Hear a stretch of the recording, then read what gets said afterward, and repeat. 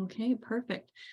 So welcome everybody to the first lecture of the 101 Programming Skills course. Hope everyone is having a really nice evening. And I know some of you are in a different time zone, so good morning or afternoon, wherever you are. Let's just get started for the when, who, and what. So I guess just to give a quick introduction to who I am, I'm the speaker right here. My name is Kat Sue.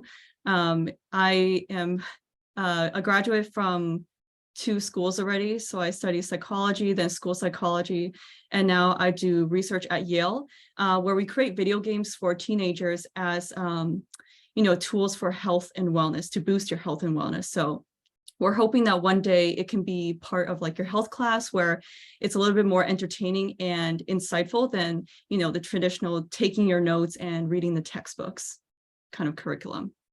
So a very cool thing. Just some basic bullet points for the class and expectations and how you can do well in it. Obviously, like being present on time in class would be great. We try to start on time as much as possible, even though today, because the first class, we just wait a little bit. But to engage in class, we ask that you open your camera so that there's more of like a human to human face value, right? It's more interactive that way, and it feels like, there is a class going on. The second bullet point is, as some of you know, programming is very much hands-on, and we ask that you keep your hands wet. And what I mean by that is not to, turn on the sink and have the water running on your hands, but to follow along with what your instructors are doing on their screen, so that you can kind of develop that muscle memory yourself. There's also going to be PowerPoint slides that are placed in the master document that I'm going to talk about later on. And it's basically what I'm showing you right now. Every single lesson has a PowerPoint slide with visuals and notes, so you can refer to those as a resource. There will also be office hours on Mondays and Wednesdays.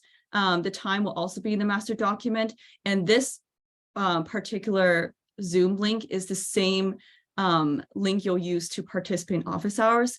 They're not mandatory, but it's highly recommended you do come, because we do answer your questions about the homework and also do video walkthroughs live. And next is to just participate in office hour sessions, and then bouncing over to the Discord group. So anyone who is familiar with it, you probably, a lot of video gamers love using Discord for like voice chats and stuff. So that's basically our communication hub. This is the area where you ask questions. You can direct message like your teachers or myself. If you have questions about homework, or, some link is not working, for instance. So because this link is kind of, it's temporary and it expired probably long ago, I'm going to first go to the Discord channel and show you what it looks like, but first invite you to the channel. And I'm going to place it in the Zoom chat. So I just dropped it into the chat. And for those who are hopping in, I will give you a role soon enough. But just a really quick run through of what the Discord channel looks like. So you have the welcome board. Obviously, please read. This is how you change your server nickname to get the student role. And it's important that you change your student nickname to your first and last name, so we can identify you as a student. And once you do that, I can give you a student role that reveals all the materials you need to succeed in this class, which is in this lock channel, which is, includes the MIT App Inventor link, so you can directly open that tab. Or you proceed to the master document, which is basically your best friend, as all the links you need, where you submit homework, where you find the homework descriptions, all the PowerPoint slides, all the recordings, all of the solutions. So it's your BFFF. We have a channel for discussion. If you have questions, the best students always ask a lot of questions, and don't feel afraid to ask it. Chances are other people will have the same curiosity. Just off topic, or these are private channels for teachers to talk, so I will not be zooming into those. But I know some people are entering the chat for Discord, but I'm going to hop back onto the slides first, and I'll get back to you. For submitting homework assignments, we ask that you definitely submit all of them, even though you feel like, oh, I'm not entirely sure if this is correct or something. That could be a prompt to, come into the office hours for help. It's better to submit something rather than nothing. Or there's a spot where you can, talk about your challenges if you feel like it's not as complete. But it's better to submit something than nothing, and to submit something late than nothing as well. And the last bullet point looks a little bit more intimidating than it actually is. The class does move fast, it says, but our teachers do a really good job of, taking the temperature on the pace that most students are very comfortable with. Everyone learns at different pace, but I think we just have to, do what we can for ourselves and our individual learning. And that was the Discord link that's expired, but I gave you the new one. And this is basically what I just went over. You'll have these slides in the master document, so you can see everything that's available in the master document, which is your BFFF. And I guess just for some logistical stuff on the master document, something new to mention is that I will be a teaching assistant during the office hours on Mondays and Wednesdays. Again, this might be a different day if you're in a different time zone. Dr. Mung will also be popping in as sometimes, just as a second person. And the class sessions, this is the schedule. So you have all of this in the table. It's a very consistent schedule and nothing will be changed. This is all fixed. And this is the current agenda. Again, master document has everything. So if you want to, if you're curious about what specifically you're learning about on which days, then you can refer to this table. And they are also divided by level of difficulty. So it gives you a bit of a preview of, what muscles you need to amp up in terms of programming, or things you need to revisit in order to, I don't know, quote unquote, pass. Might not be the best word to use, but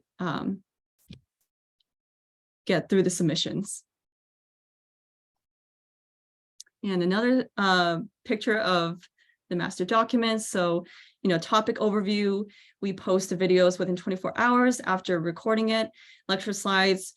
There's always going to be an in-class lab project, which is a good tutorial before doing your homework. We highly recommend you review that and follow along with the instructor before you jump into the big boy homework. We always post resources as well in case you need additional assistance or just curious about something.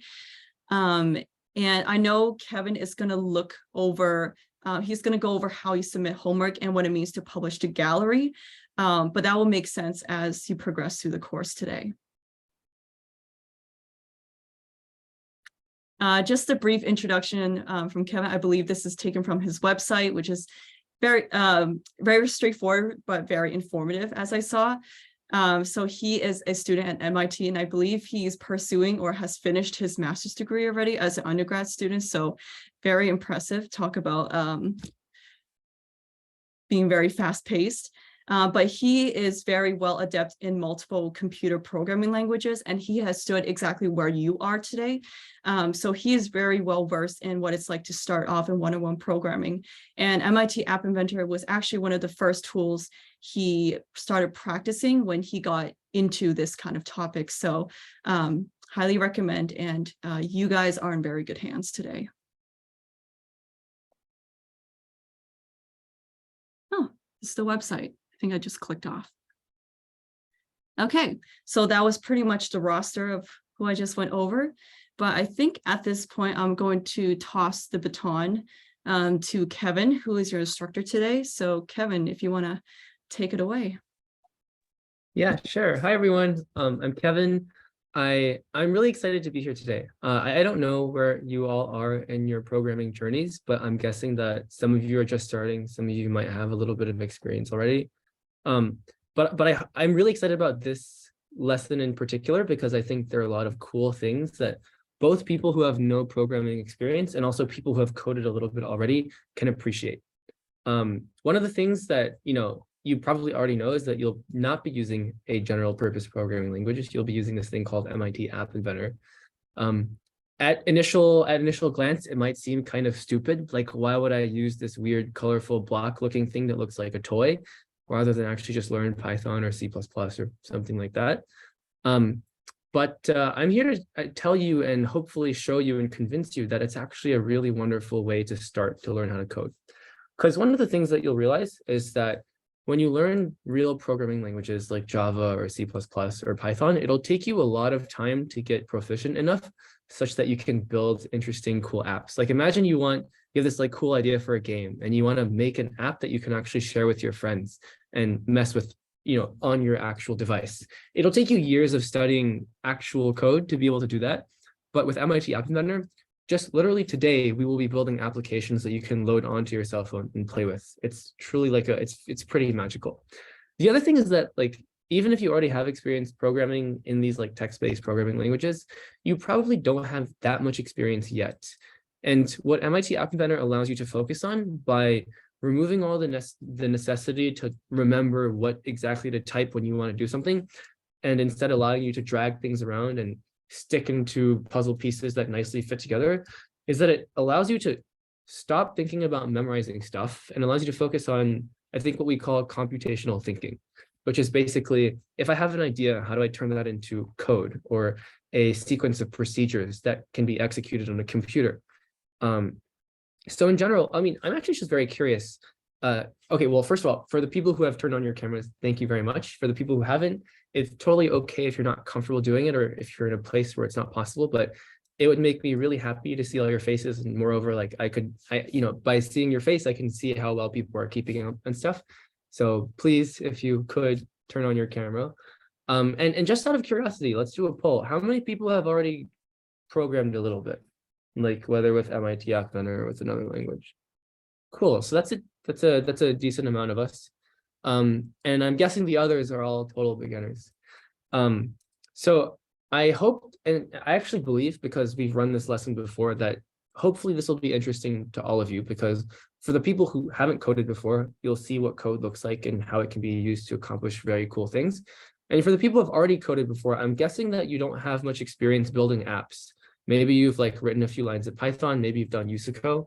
If you've done apps, then you're sort of like way ahead of the game. And, we'll see if we can find something interesting for you to learn from this. But in general, I think there will be cool things to learn all around. All right? Cool. So here's how this is going to work. I'm going to talk a little bit about programming fundamentals because there's a decent amount of us that haven't seen code yet. This will be like a short section, and then we'll actually just get our hands dirty and we'll play around with MIT App Inventor. We'll see how we can implement very basic, the building blocks of code.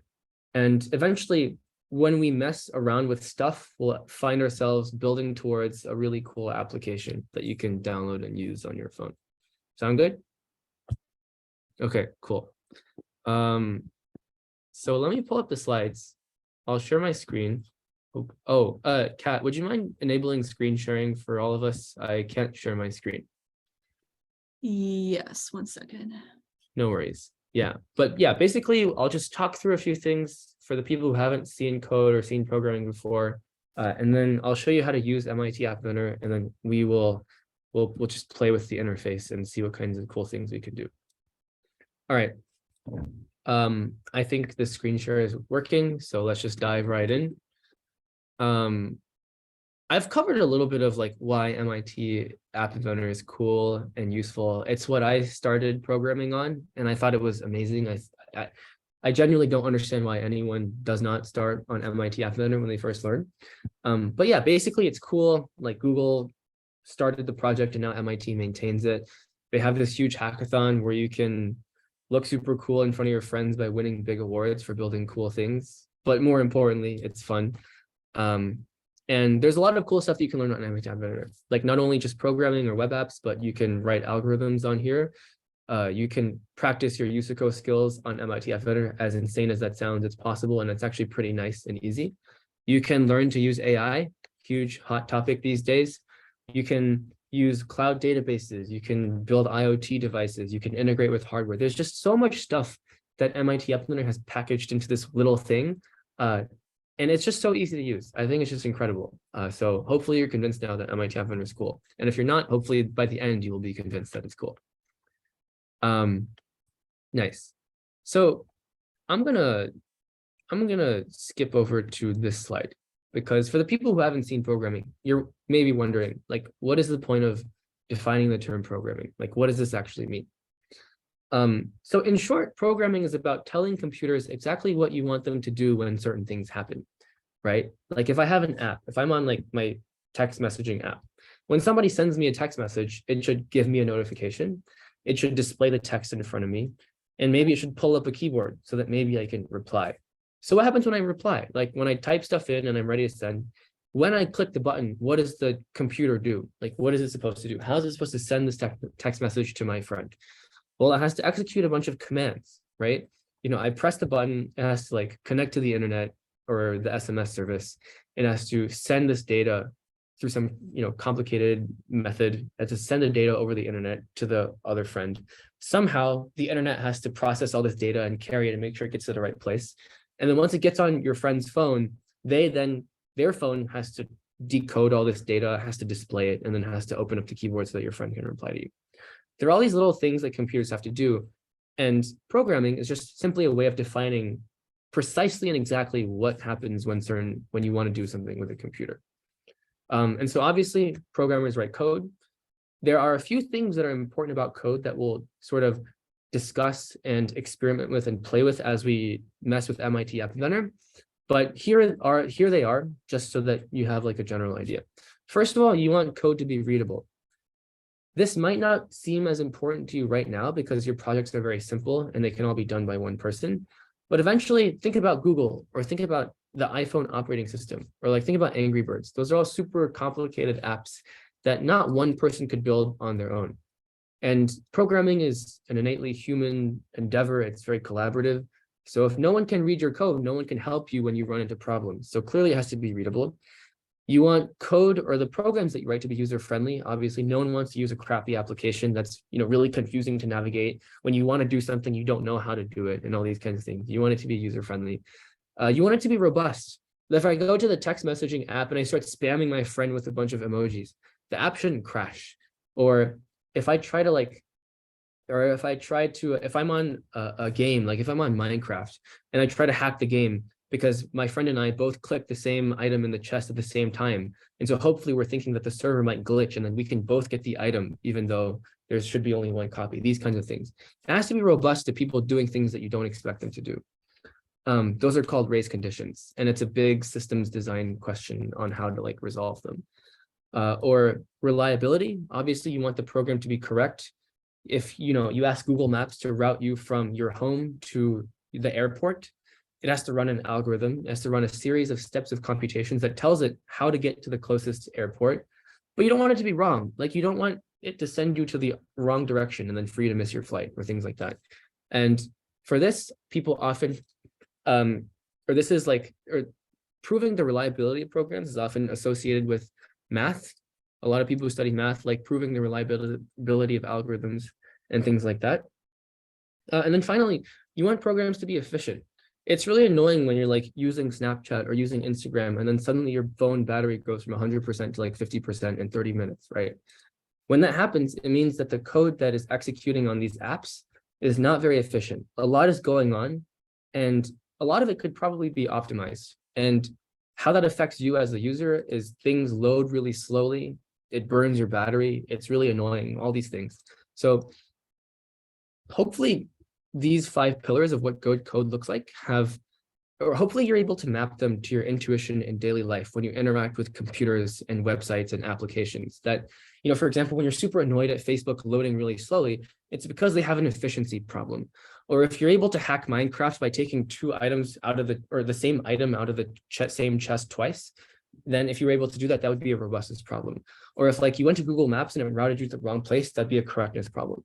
All these things, all these little annoyances that you've encountered in daily life when you use code or use apps or software can all be traced back in some sense to these 5 pillars of what good programming looks like.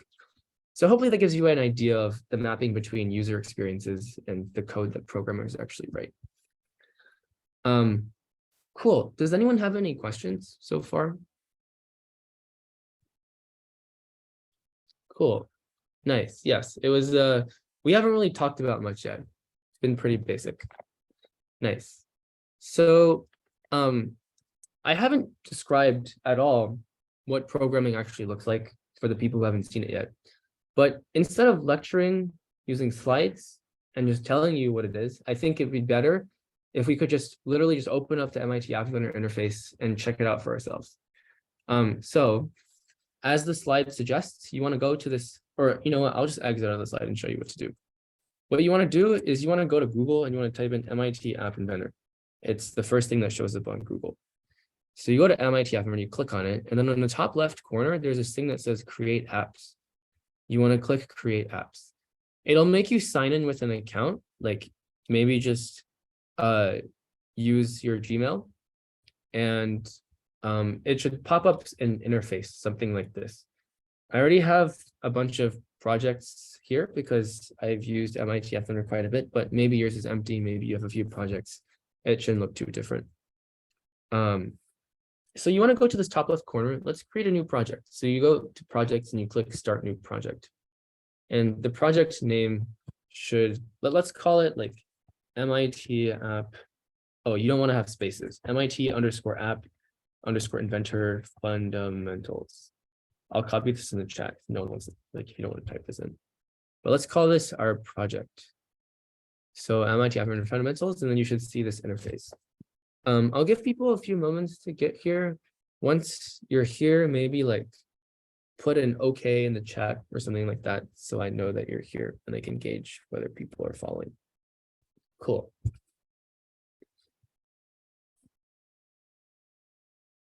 I will give people about 10 or 20 more seconds to get this sorted out.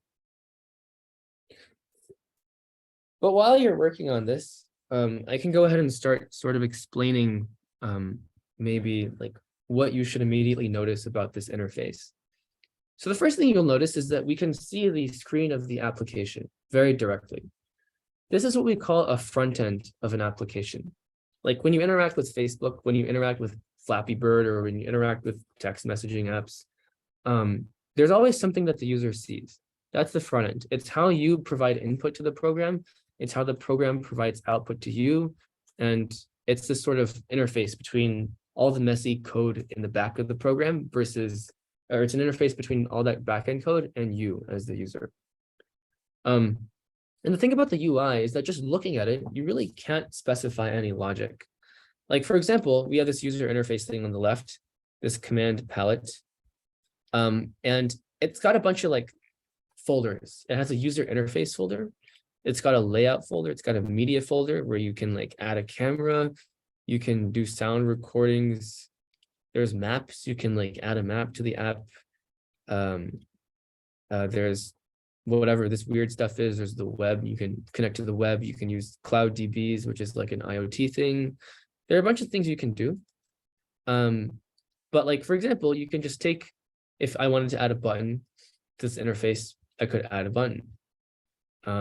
If I wanted to add a checkbox, I could add a checkbox. And if I wanted to add a slider, I could add a slider. It's literally just very straightforward. You know, if you want something on the front of your application, you can just put it there. And so you'll notice that every single one of these objects, we'll call them objects, when you click on them, they'll show up in the components viewer. Like this is a button, it corresponds to that button, and this is a slider, it corresponds to that slider. And on the very far right, you'll see that there are a bunch of properties about these objects that we can adjust. Like, for example, we can make the width of this button super, super large. We can make it fill the parent. And don't worry if you don't know what fill parent means yet. This has to do with the component tree. I'll explain a little bit about what that means later. But basically, we can make the width super long. We can make it, you know, like 50% of the parent. We can make it 100%. We can make it 70%. We can make the font super big. Let's make it 900. Okay, that's a little too big. 90. It looks like that. Not very pretty. We can change the color. The text color becomes red. It becomes a red button.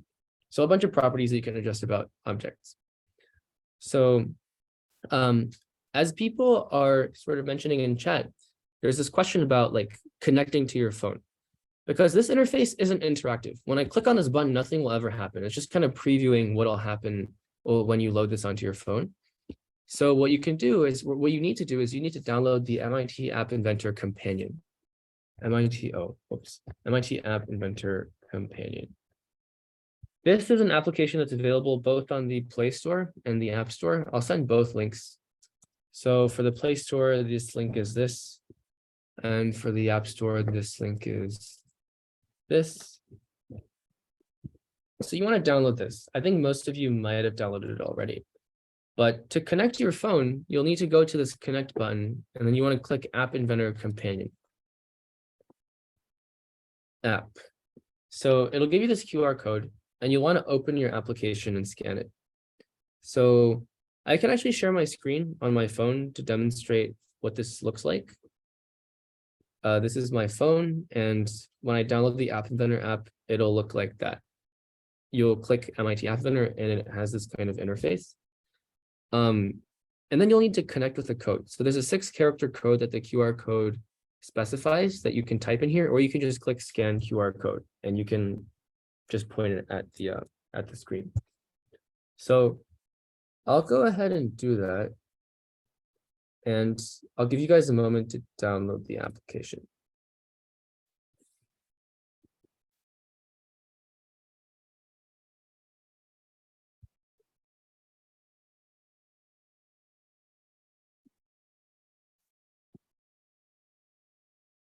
And once you guys are done with this, feel free to just drop an OK in the chat, and I'll know that you're finished. Yeah, for people who are on Android, use the first link, and for the people who are on iPhones or iPads, use the second one. Oh, cool. So a lot of people are finished. Nice. Yeah, I'll give people a few more moments to do this, because I know that some people don't have this installed yet. But in the meantime, if you already do have this installed, what you should see is a direct copy of what we had on our component viewer. You should see a button. You should be able to click the button. You should see a checkbox that you can click. It'll activate and deactivate the checkbox. And there's this like slider thingy that you can mess with.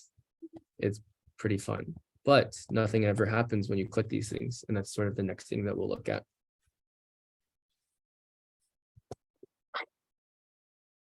So for Charlie, how do you connect? You want to go to the top left and click connect, and you'll see that there's this AI companion thing. You want to click that, and there's a code that shows up, and you want to put that into your phone. And your phone needs to have the App Inventor app installed.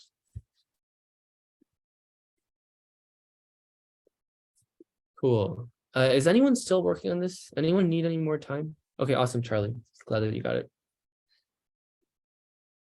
If no one needs more time to do this, we will. For John, the application isn't on your computer. It has to be installed on a phone. For Alexander, there are some troubleshooting things you can try. Like you need to be on the same Wi-Fi network generally. And just make sure that the code is correct, that you scanned it. If you have an error message, that would be most helpful. Yeah, but for John, the app needs to be installed on your phone. And then on your computer, you just need to click connect and then click AI companion, and then it'll connect for you. Okay, so George, do you have the app installed on your phone already? Okay, so George, you need to install the app. Do you have an iPhone or an Android?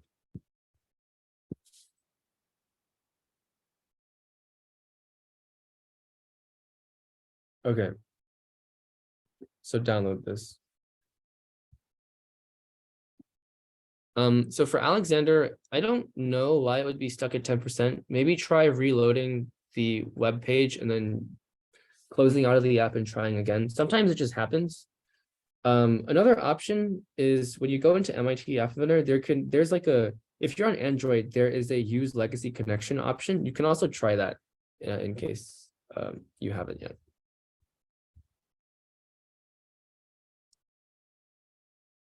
Okay, so George, if you have an iPhone, you can use the other link. There's this thing. Oh, Congrats on getting your new phone. It's exciting. Yeah, so just choose one of the links depending on which one you're using.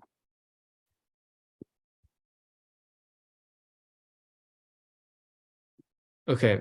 Anyone else still we're having problems?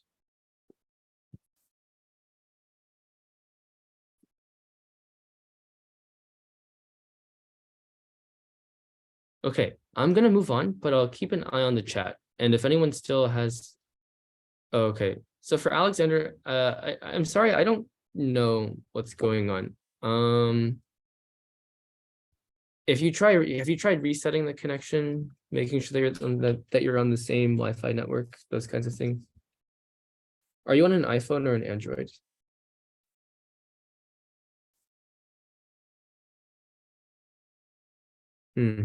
Okay. Yeah, sorry, I'm not sure what to say. Sometimes these app inventor things are a little bit annoying.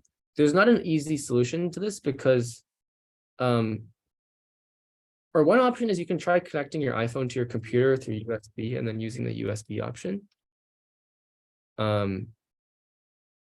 But you might need to have proprietary software for that, and I don't think that that's very effective. Yeah. How long does the app usually take to download? It should be very fast. It's quite a small app.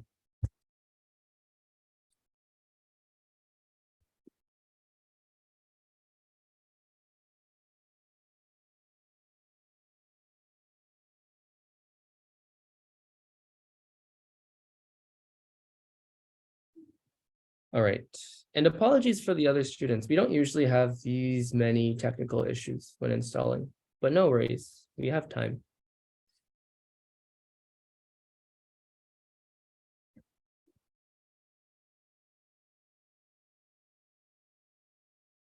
And even if you don't have access to a phone that works right now, no worries, because the lesson is sort of independent of that.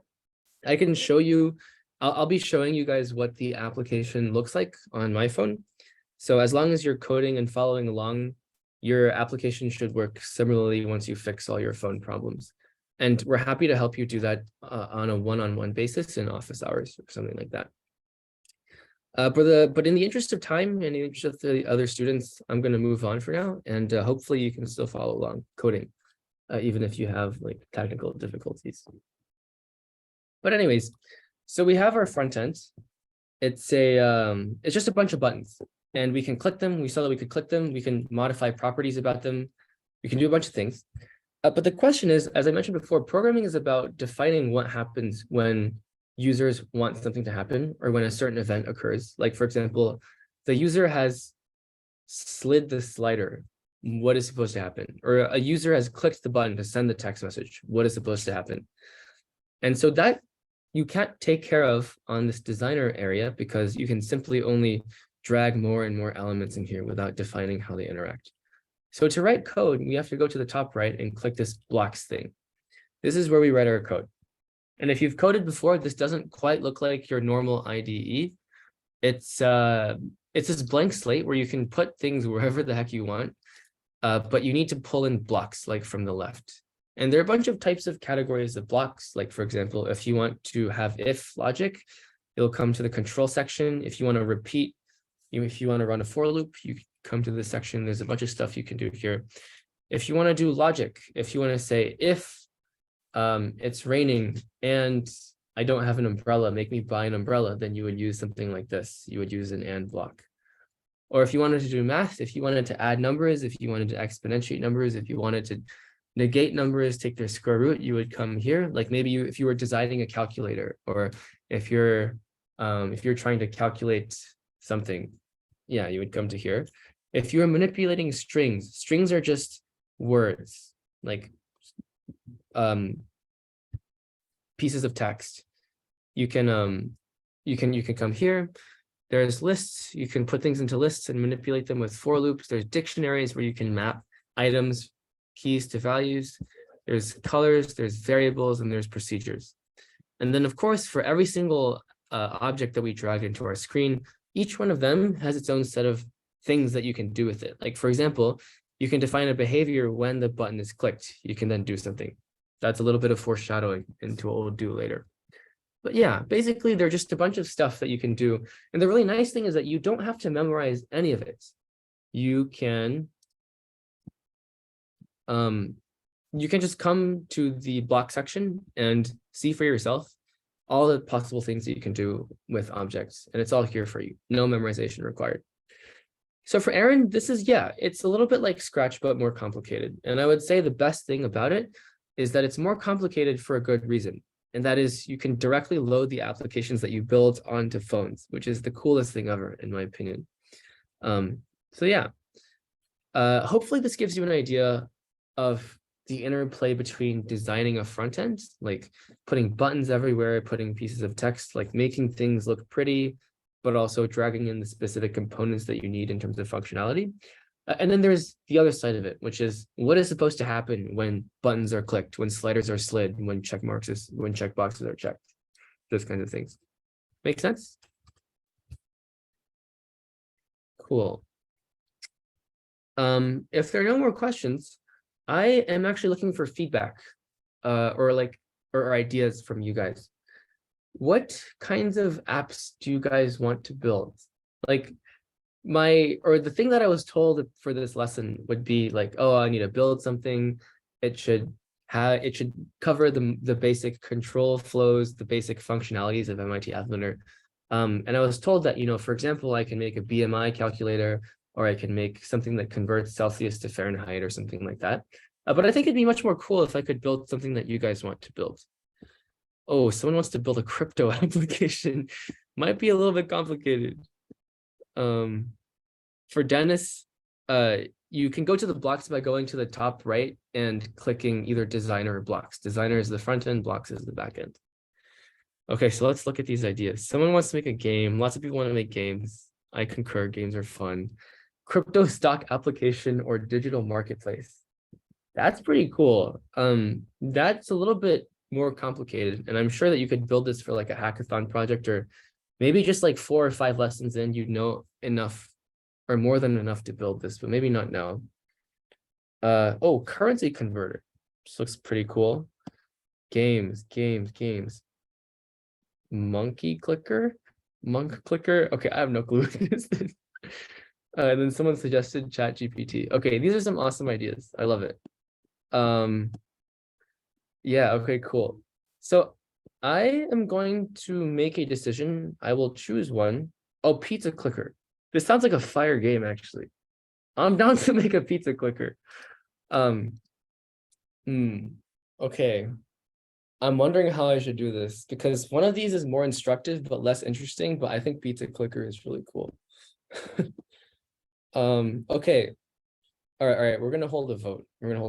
So people who want to build a pizza clicker, raise your hand on Zoom. You can raise your hand by going to more and clicking reactions and like raising your hand. There, I've raised my hand. Oh, damn. Okay, a lot of people want to build cookie clickers. That's fun. Okay, cool. So I see 4 votes, or I only see 3 votes for the cookie clicker or the pizza clicker. Does anyone want to build a currency clicker, a currency converter, or like a Fahrenheit converter? If you want to do that, raise your hand. Oh, this one's got a stronger support base. Interesting. Cool. You know what? Like, if we feel like one of these is too easy, we can build both today. Why not? I think I'm gonna roll with the. Okay, so currency converter is a little bit more complicated because currencies change relative to each other in real time. So a little bit of foreshadowing, what you would need is an API. So that basically, because you don't know how to convert between USD and euros, for example, you can ask someone else. You can like phone a friend and ask, hey, official currency exchange, Google, hello, what is the value of 1 USD when you convert it to euros? And it changes like it changes pretty frequently. So you would have to use an API, you would have to use the internet to go ask someone, phone a friend, ask them for the currency conversion. But something that does stay constant throughout is the conversion between Celsius and Fahrenheit. So maybe we should do that. Let's build that first. And then if we have time, we can build our cookie clicker, pizza clicker thing, and that'll be fun. Sound good? Cool. Nice. So you guys will help me design this app. I do not know how to design apps, so you guys will help me do it. So question, what kinds of components do we need in this conversion application? You can see all the things on the palette on the left. What do you think might be important when we design this Fahrenheit to Celsius, Celsius to Fahrenheit converter? Any ideas? What do we need to add to our app? It's currently blank. It's very lonely and sad. Yeah, so we need a number input. Yeah, so exactly. We need input text boxes. So let's do that. Let's make a text box.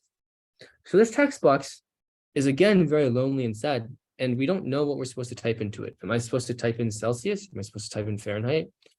I don't know. So maybe we should add a label. Let's add a label.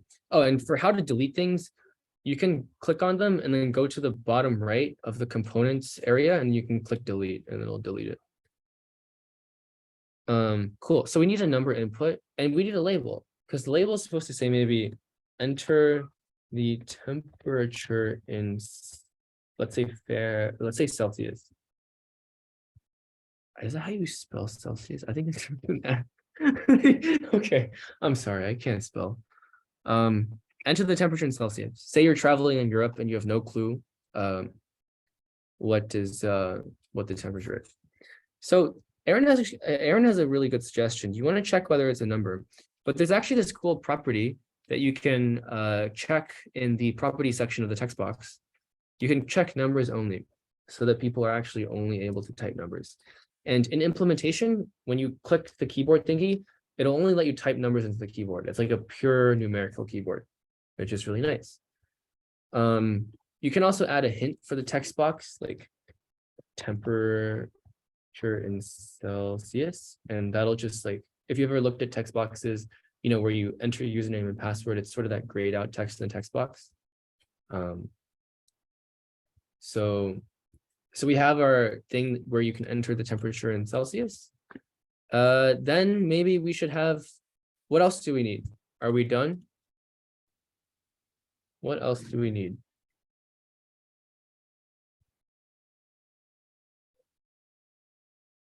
Any ideas? If I gave you this app, would you be happy with me? Oh, yeah, exactly. Cool. We need a box for Fahrenheit. Exactly. I'm not going to pick a text box because text boxes are what we call mutable, or in some sense, you can change their values, and we don't really want this value to change because we computed it. So let's create a label. Let's say the temperature in Fahrenheit is, and then we don't actually know what it is. We'll just like leave it as a question. But yes, we need a result box. Anything else? Do we need anything else? Let's go ahead and actually look at this app. I'm going to connect it to my phone. Let's take a look at this app.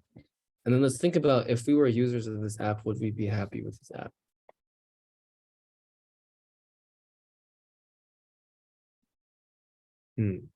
Okay. So we have this thing that says enter the temperature in Celsius. It pulls up this alphanumeric keypad.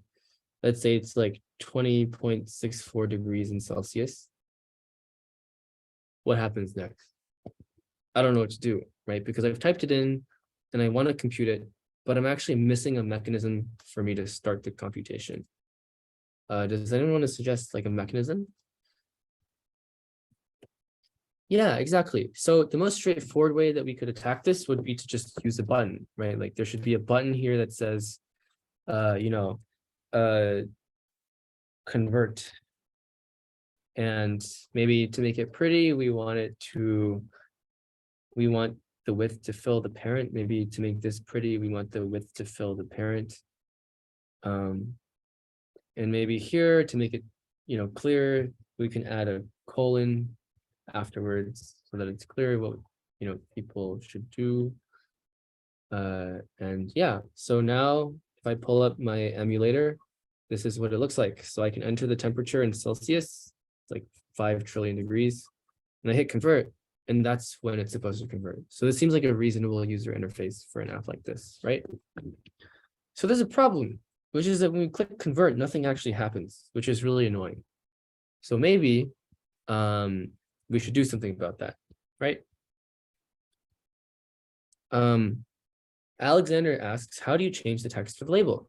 That's a great question. And that comes down to the code, right? Because here we've defined the initialization of our interface. Like when we log on to this app, this is what we see.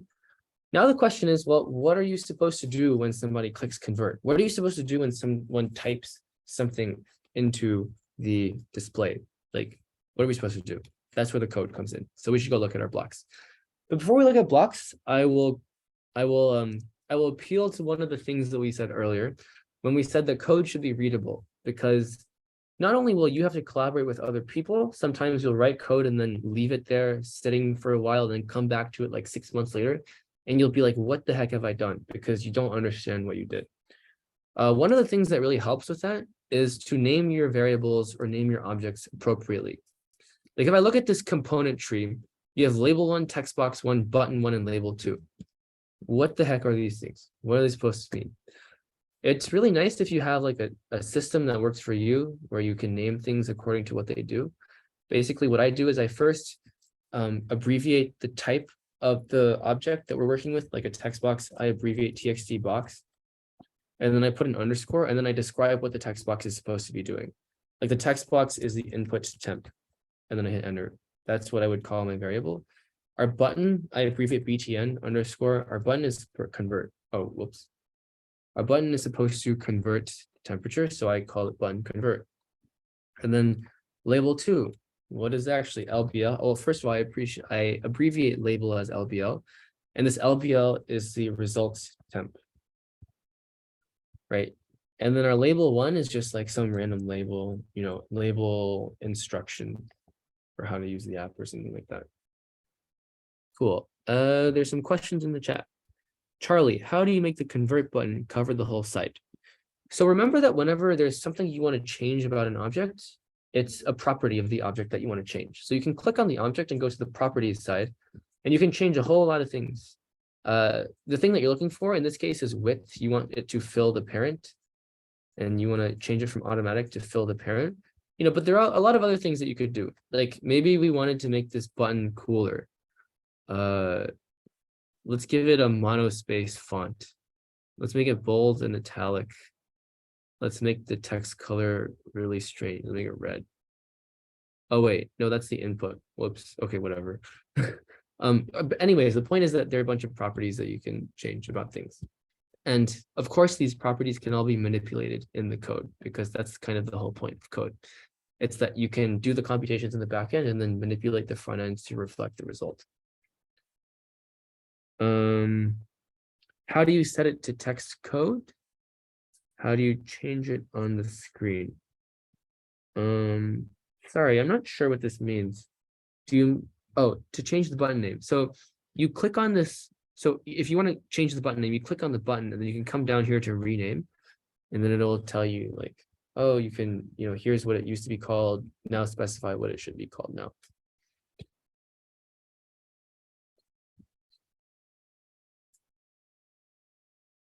Cool. Nice. Okay, so now we're good. We have our initial front end done. Now we need to figure out what happens when people click the button. So this is actually called a callback. It's a fancy word just for a series of blocks or like some code that is run whenever an event happens. So when somebody clicks a button, that's an event. And so there's this callback specifically for this button convert. When the button underscore convert, when this conversion button is clicked, you can run a piece of code. Let's just do something stupid just to test it. Let's take the label results temp.text and we can set it to something. We can set the text to, and if you're on a computer and you like keyboard shortcuts, you can type shift quote So double quote, you can type whatever you want in here and then hit enter, and then it'll automatically append a string. Pretty nice. But if you don't want to do that, you can go to text and then drag over a block and then do that as well. But let's see if we can get this to work. Let's set the result temperature to so I have this code. If I'm using the App Inventor companion, it should auto sync. So if I show my screen again, when I click this button, it turns the output result to just like we expected. So if you've never coded before, congrats, that's your first line of code. A really strange one at that, but it's code nevertheless. So now the key challenge is to say, well, I have this thing, I have this temperature that somebody has specified. How do I convert it to Fahrenheit? It's currently specified in Celsius. Well, the first question is then, how do you actually do the conversion? And for that, we'll use Google. I don't actually know how to convert Celsius to Fahrenheit. Let's type formula. Cool. Let's go to, I don't know why they don't just display it. Okay, let's go to Google Images. I love Google Images. Let's open this image in a new tab. So this is our formula. If you take Celsius and you multiply by 9/5 and you add this quantity by 32, you get Fahrenheit. Cool. Now remember, there are a bunch of math blocks that we can use to do math. So we're going to do that. I think I'll use this opportunity to talk a little bit about variables. So variables are just little pieces of information that you want the computer to remember when you're doing some kind of computation. So for example, we can initialize a local variable. A local variable just means that you can only remember, the computer only remembers this information in this little block, in this little enclave, where all these blocks that are contained by this local variable initialization.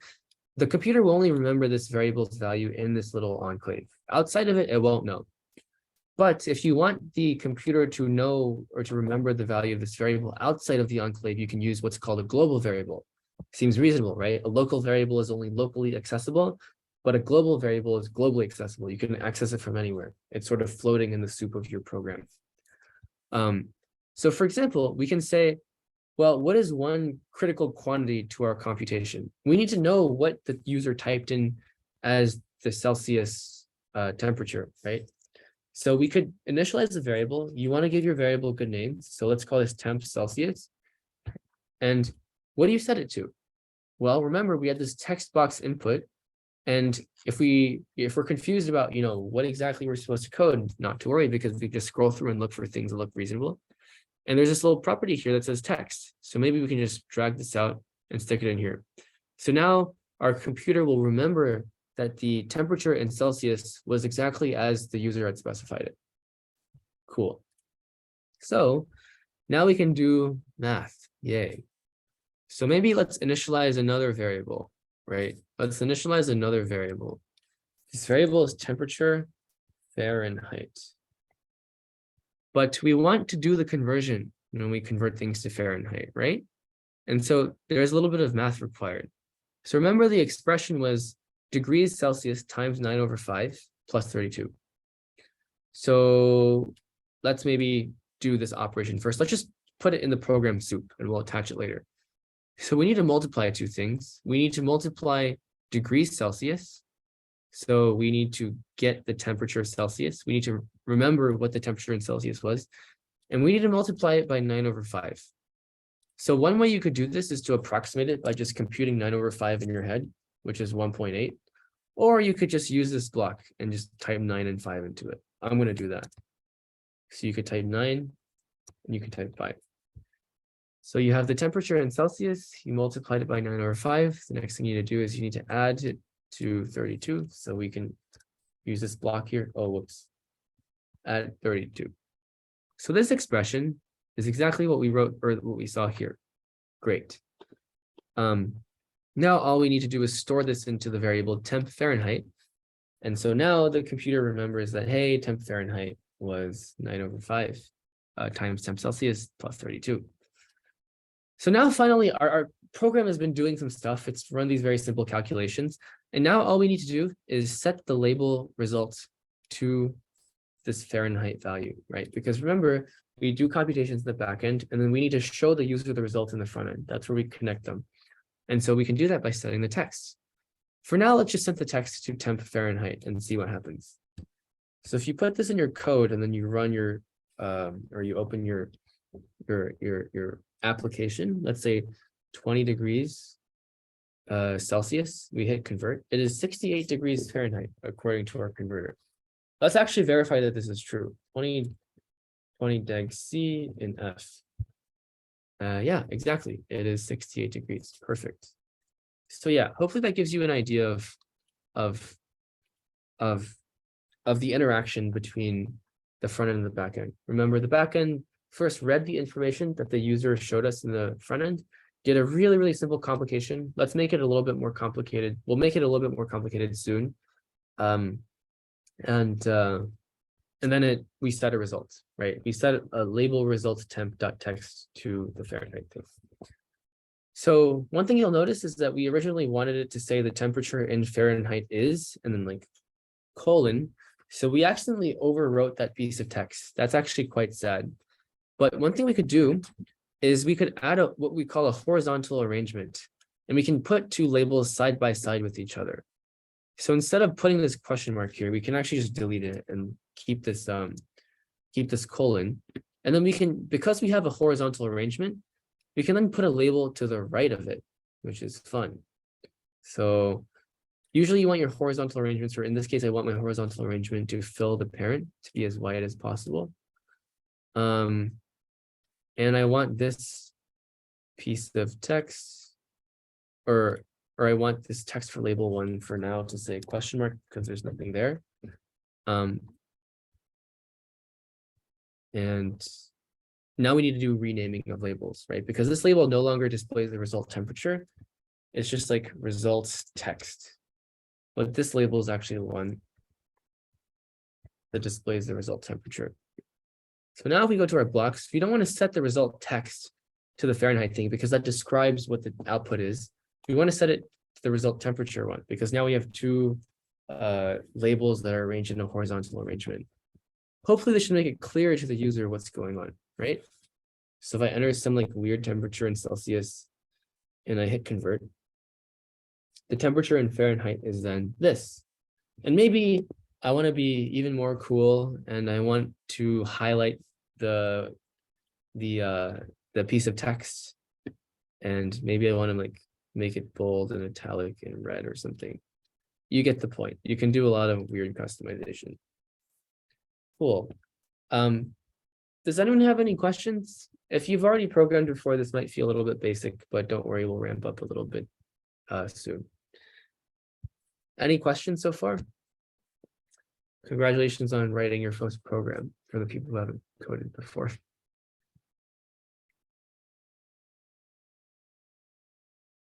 Awesome. Seems like everyone followed. That's great. So now we have a little bit of a problem, right? Because you can convert from Celsius to Fahrenheit, but that's not the only direction in which you can convert. You can also convert backwards. This becomes a little bit of a weird UI question, right? Or user interface question. Because on one hand, you could simply just take this application and write another one. Like we could just do the exact same thing, but backwards. And we just change the math around a little bit. But is that really the best way to do it? Like, do I really want two separate applications, one for converting Celsius to Fahrenheit and then one for converting the other way? Like, it seems very obtuse. It seems dumb. And it feels like we could combine them into the same application. Okay, so we can write them into the same application. Do we really need to take this interface and duplicate it again? Like take this thing and copy it and then put it below and then say, if you want to do Celsius, you can put it here. Or if you want to do Fahrenheit, you can put it here. Like that seems awfully dumb, right? It's not very elegant. Does anyone have any ideas for how maybe you would design this app that could convert both Celsius to Fahrenheit and Fahrenheit to Celsius, but in sort of a slick way, in a way such that like if your friend handed you an application, you would be like, that's smart, or that's really nice. You wouldn't be like, why did they duplicate the interface twice just to do the same thing? You wouldn't be like, why do I have to open a separate app if I want to convert the other direction? Anyone have any ideas? How to toggle Celsius to Fahrenheit and all these things? Any proposals?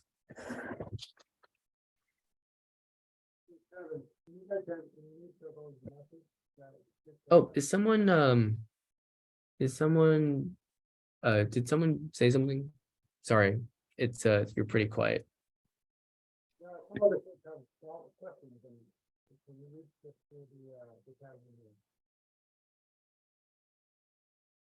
I don't know if it's just my audio, but I can't quite hear you. If you could maybe put your comment in the chat and I'd be happy to respond.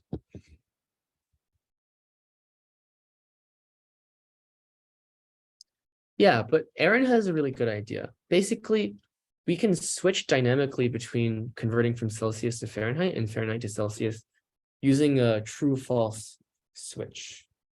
For Dylan, I'll leave the code up for a bit. Okay, but basically what I'm imagining in my head is like some way to switch. You see on our user interface here, right? We can switch. Somehow you should be able to switch from Fahrenheit to Celsius. And based on which way the switch is turned, all of these things will change. Under the temperature in Celsius will change to Fahrenheit and it'll convert in the other direction as long as the switch is this way, and then it'll flip when you switch it the other way. So it's a little bit of a UI thing again, right? Because there's this weird text for the switch and it's only on one side, and I wish I could have text on both sides. So let's actually revamp this UI. This UI is kind of garbage. So what I want is sort of like a switch where on the left it says Celsius to Fahrenheit, and on the right it says Fahrenheit to Celsius, and we can switch between these two. It would be really nice. So let's create a horizontal arrangement. Let's put the switch in the middle, and let's put a label on the left and a label on the right. Label on the left, label on the right. And the label on the left should say C to F, and the label on the right should say F to C. Oh, whoops. F to C. Now this looks really dumb because it's not centered, so let's center it. Let's make the width fill the parent, and let's align horizontal to the center, so things are in the center. So now remember, we always want to remember what our variables are doing. So let's rename these switch conversion, or this is like switch of the conversion direction. So I'll call it the direction switch. And this label, let's just call it what it is. Label C to F. And this is the label for label F to C. So we have this UI here. Now, now there's this other thing, which is whenever we switch this thing, the text here the text that is displayed here should be different. Instead of enter the temperature in Celsius, it should say enter the temperature in Fahrenheit if we switched it. So we'll want to add another horizontal arrangement and put these two things together and sort of concatenate them. So let's put a horizontal arrangement here. Let's leave this here. We need another label. Let's put another label here. And let's remove this thing. We don't need it to say in Celsius. We'll leave it as a blank. And here, for example, right now it's turned to C to F. So you would actually want this to say Celsius. Let's maybe emphasize it. Let's make this red so that people know, hey, we're actually doing Celsius. And then we got to do something similar, right, for the bottom. So let's add another label here between the temperature in Fahrenheit is and this label. Let's add another label here. And instead of saying in Fahrenheit, let's just leave it as a question. But then right now it's supposed to say Fahrenheit. Let's make it bold. Let's make it italic. Let's make it red. Cool. Has margins. I don't know what that means. I kind of want these to be closer to each other. It's a little bit ugly right now, but no big deal. We'll see what it looks like on the actual app. Cool. So now we need more code, right? Because whenever the switch is flipped, something should happen. Like something should happen. And in this case, this will be a little bit more complicated than the code that we've already written. It'll involve if statements. It'll involve probably a global variable. It'll involve a bunch more stuff, so it'll be fun. Cool. So we need a callback. Again, remember, whenever something happens, whenever an event happens, you need to be able to catch it and then execute some code. So if you go to the code runner, you can go to switch direction, and you can see when switch direction dot changed, you can run some code, which is awesome because that's exactly what we want.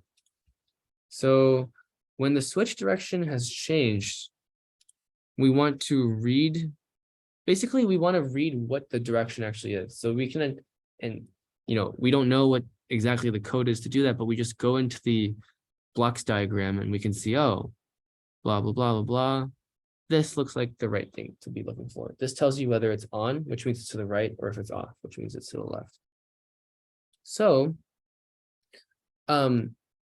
there's this one variable that we should be keeping track of. It's a global variable because it governs the entire program, which is whether we're converting from C to F or F to C.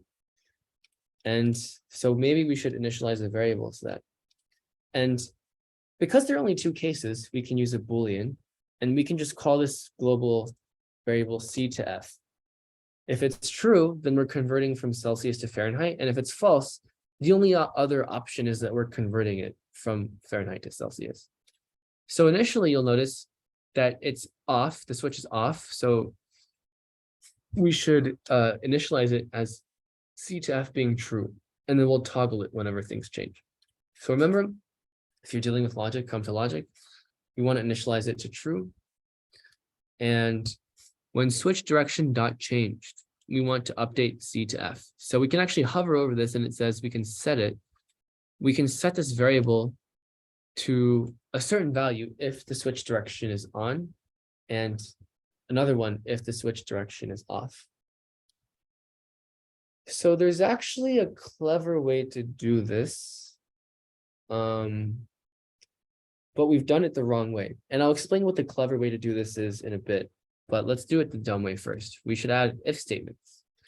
Basically, if the switch direction is on, we want to set the global C to F to something. And then if we can go to this gear thingy and we can click it and we can drag in an else block. And else, if the switch direction is off, then we want to set this variable to something else because we know that, it's something else. So if the switch direction is on, which means it's turned to the right, that means we're going from F to C, which means that C to F should be false because we're not doing that. And by process of elimination, if the switch direction is off, we should clearly be going from C to F, which means C to F should be true. Cool. Next. So the other thing that has to happen is whenever the switch direction is changed, these displays should change, right? I should no longer be converting from Celsius to Fahrenheit if I'm going from Fahrenheit to Celsius. So we need to update these labels. So I will rename this label from, or like, these are temperature scales. So this is the from scale, and this is the to label to scale. So we're converting between temperature scales. This is the scale you came from. This is the scale that you're going to. So what we also need to do is we need to go to this label, the scale that we came from, and we need to set the text to a certain thing, right? If C to F is false, that means we're going from Fahrenheit to Celsius, which means that the scale that we came from is actually Fahrenheit. Let's type that in, Fahrenheit. And that means by process of elimination that the scale that we're going to is Celsius. And then again, by process of elimination, we just have to flip these. If C to F is true, that means we're going from Celsius to Fahrenheit. Nice. So if you go ahead and connect your application thingy, mine is glitched, so I have to reconnect it. So I go to connect, I reset the connection. Whenever you're having problems, just reset the connection and you'll probably be fine. I will scan my QR code and let me share my screen. This is what my application looks like now. Oh, wait. Yeah, there we go. this is what my application looks like now. It looks a little bit strange, right? It doesn't look exactly like I saw in the MIT App Inventor. For example, this thing is vertically aligned to the top instead of in the center, so it looks a little weird. There's no space between in and Celsius, so it looks really awkward. And so these are little things that you'll notice that the designer are not perfect at rendering for. So when we notice these little problems, we can go back into the UI and fix them. For example, if I want to fix the spacing problems, I can go to this text box and I can just add a space at the end. It'll render the space, even though you can't see it. If I want to fix the spacing here, I'll add a space here at the end.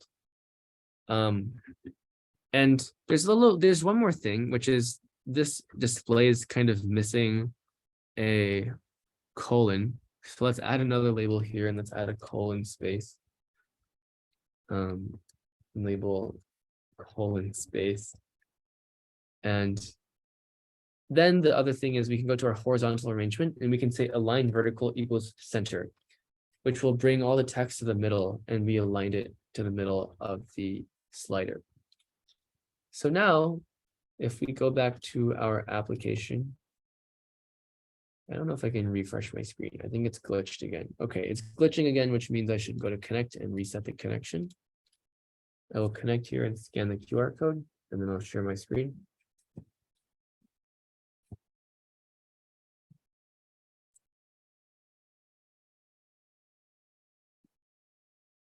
Is my screen sharing?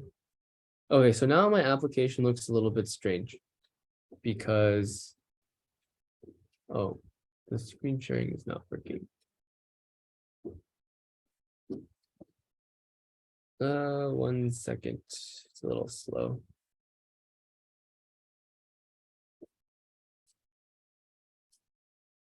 Okay, well, my screen sharing is not working, so we'll have to take a look at this later. But if you're following along, the code should be working. Whenever you click the toggle thingy, when it's on the left-hand side, you can see that we're converting from Celsius to Fahrenheit. And then when you click it again, we're going from Fahrenheit to Celsius, right? It should be pretty cool. And I don't know why I can't show you, but my screen mirroring thing is broken. Let me see if I can restart my phone. But anyways, if you're seeing the code work, do you mind typing an OK in the chat? And if it's not working, let me know because I can help debug. Let me know if I'm also moving a little bit quickly, because I know that I started a little bit slow just to get everyone on the same page, but then I started moving a little bit quicker, hopefully because people are a little bit more familiar with things.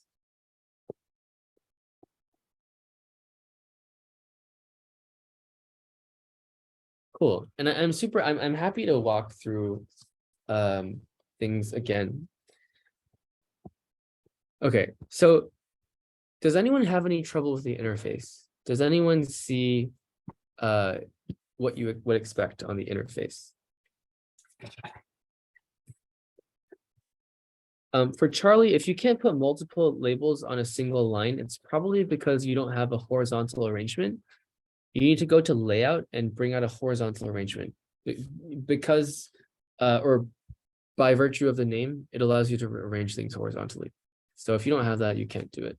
And hopefully that should help you do it. How did you center the Celsius to Fahrenheit switch? So you would click on horizontal arrangement. Anything that concerns like a property of a component, you just need to go to the properties section to check out. So if you click on the horizontal arrangement, you can either click on it on the viewer, or you can go to the component tree and click on it.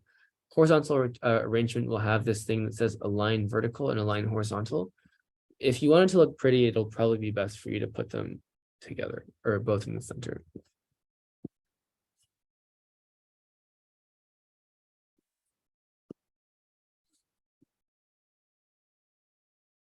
Cool.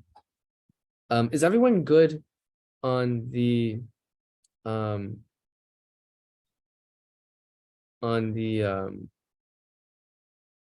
UI, on the interface?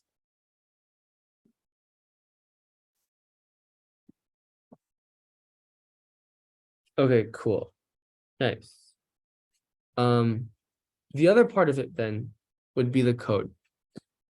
So the code I think the first part of it is pretty straightforward, right? Like you have this function that says whenever somebody clicks the toggling button, you need to make sure to remember, are you converting from Celsius to Fahrenheit or Fahrenheit to Celsius, right? And we want to keep track of whether we're converting from Celsius to Fahrenheit or Fahrenheit to Celsius using a global variable. And we're using it globally because we want this program to always remember whether we're converting from Celsius to Fahrenheit or Fahrenheit to Celsius, so as to not accidentally convert in the wrong direction, right? And so how we update this state is based on which direction the switch is going. So if the switch direction is on, which means that the switch is to the right, then based on our interface in the designer, we've specified that going right means Fahrenheit to Celsius. And if it's going left, it's Celsius to Fahrenheit. So if the switch direction is on, then we're converting from Fahrenheit to Celsius, then the C2F variable should be false, right? Because C2F tells us whether we're converting from Celsius to Fahrenheit. And if we're not doing that, the only other option is converting from Fahrenheit to Celsius. So we set this variable to false, right? And then the other thing that we did was we created these labels in the interface that tell us which direction we're going.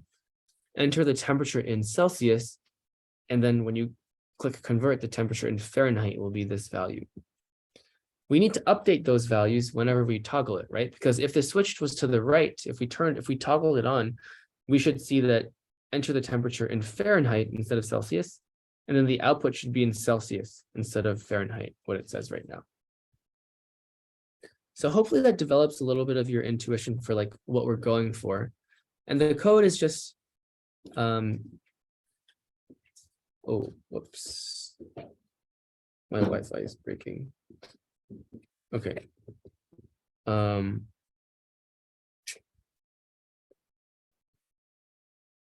Okay, and the code is here. We have this if statement. And then basically, if the switch direction is on, then we know for sure that we are going from Fahrenheit to Celsius. This is what happens when the switch direction is on. And then if the switch direction is off, we also know then that we're just going from Celsius to Fahrenheit. Yeah, what's up? Yeah, sorry about this. You have a few questions and comments in the chat. I think some students are asking if you could back up. They have some, comments and questions. So I think it would be a temporary good stopping point just to catch people up to speed. Yeah. Cool. So for Albert's observation, I'll come back to that in a moment. I think it's a very good observation, and we can put in a check for that. For Alexander, if you can't input variable names in the code, you might want to go to where you define the variable, which is this little block here. You can change it. We called it C to F, but you could call it whatever you wanted, and it would automatically update everything else.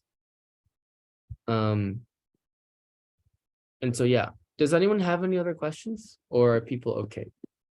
Feel free to ask questions. I know that I'm moving a little bit quickly, but we have a lot of time. So any confusion we can resolve now.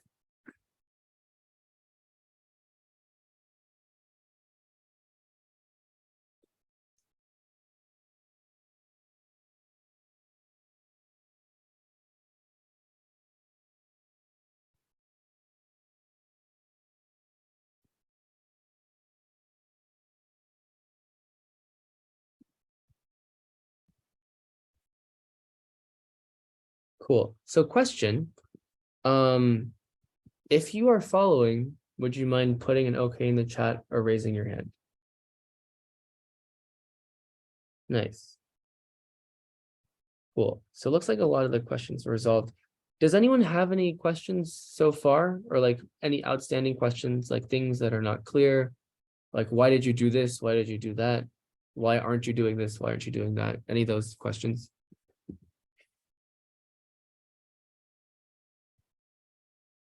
Awesome. Cool. All right. So I can actually demo what this looks like for you guys. I'll connect my phone to the App Inventor, and hopefully you'll see what I see. What you should see is that when you click the toggling button, the Celsius to Fahrenheit indicators will flip. So it'll take a second for my phone to connect because something is wrong with my Wi-Fi. But yeah, if you're seeing this kind of, is everyone seeing this behavior from their application, at least for the people who have access to phones that work? Like if you do, could you just indicate that in chat, like a yes, type of yes in the chat, something like that. I'm trying to show you guys what it would look like, but my computer is dying.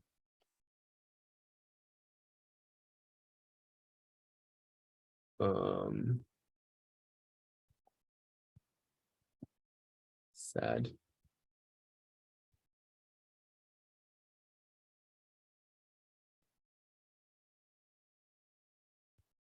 Okay.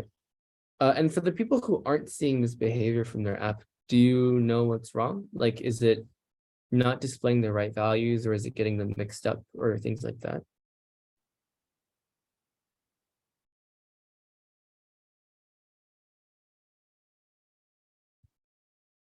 Oh, okay. Now I can demonstrate what's supposed to happen. So right now it says enter the temperature in Celsius. The temperature in Fahrenheit is this question mark thingy. When I click this button, it changes to Fahrenheit to Celsius, and you should see these labels switch. So when I click it, it should say enter the temperature in Celsius. And then at the bottom, it should say the temperature in Fahrenheit is output. And then if you click it again, it should turn the other way.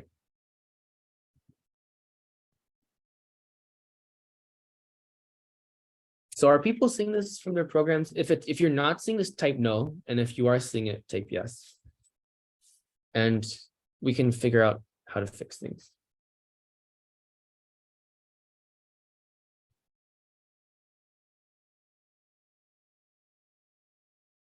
Yeah, so for Albert, exactly. Your direction or like your final comment is exactly correct. A local variable can only be accessed from within this block. You'll notice that if I for example, if I put this block like this, get temp Celsius has an error on it because temp Celsius is only accessible within this block. And if you take it outside, it won't know what it is. If you put it inside, the error goes away. The point of a global variable is to store things that are important to multiple components of your program. Like, for example, we want to know whether we're converting from Celsius to Fahrenheit or Fahrenheit to Celsius, because when somebody clicks the conversion button, we need to know so that we can do the correct math. If we didn't know, we wouldn't be able to do the correct math. And so that's why we store it globally. We want the program to always remember which direction we're going.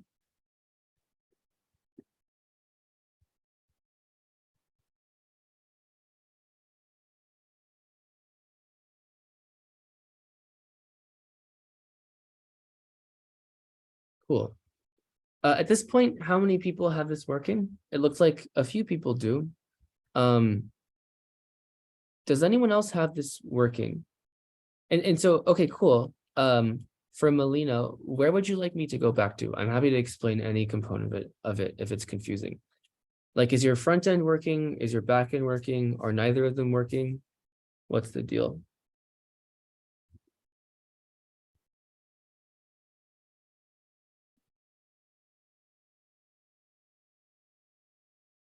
Gotcha, cool. Awesome, no worries. We'll go back. Is anyone else having the same issue? Like not being able to catch up, just not knowing where to start?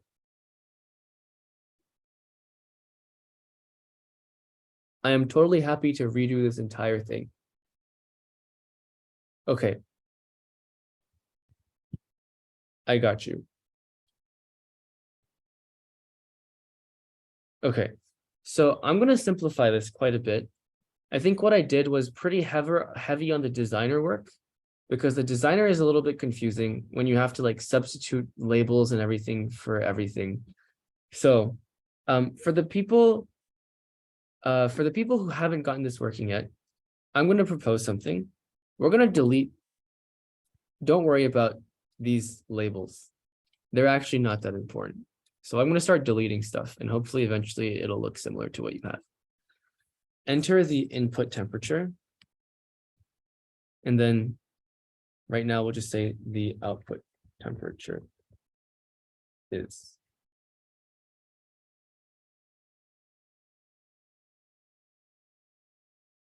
Okay, does everyone's UI look like this? It should be pretty simple. Like you have this horizontal arrangement with these switches next to each other, and then you have an input temperature and you have an output temperature. We're not going to do that weird thing where you like display exactly, are you converting from C to F or F to C? For Dylan, for Jason, for Isabel, for Melina, are we all on the same page? Or if we're not, which component do you need help with? I'm happy to explain how to get it to look like that. So how do you do horizontal arrangement? On the very left, there's this palette thingy, right? So your thing should usually be on user interface, but if you scroll down, you can click layout. And for layout, there's this horizontal arrangement that you can put there.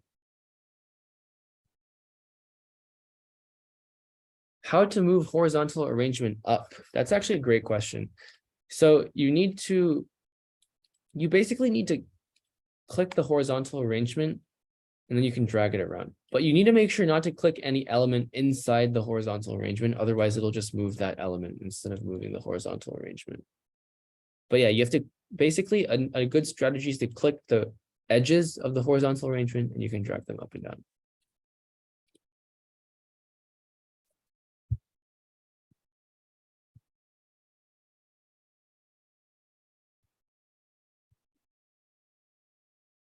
Cool.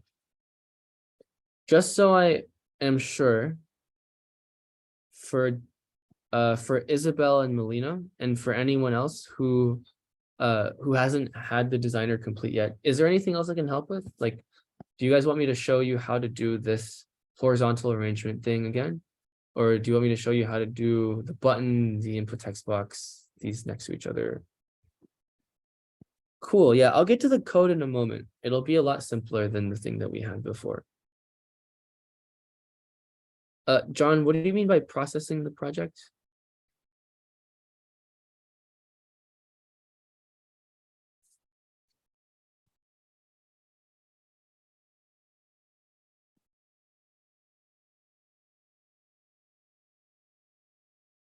Okay, is everyone good on the interface? That's my #1 priority. For Dennis, I'll explain how to do that in a moment. It's actually pretty cool and it's really easy.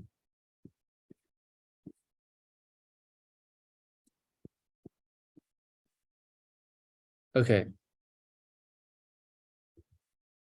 Does anyone need more time on the interface before I move on? I just want to be completely sure.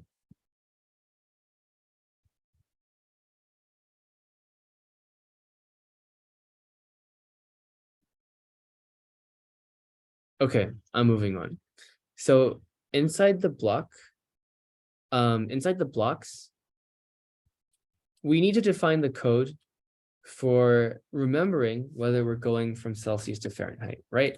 If our switch is in the off position, meaning it's going left, we have to go from Celsius to Fahrenheit.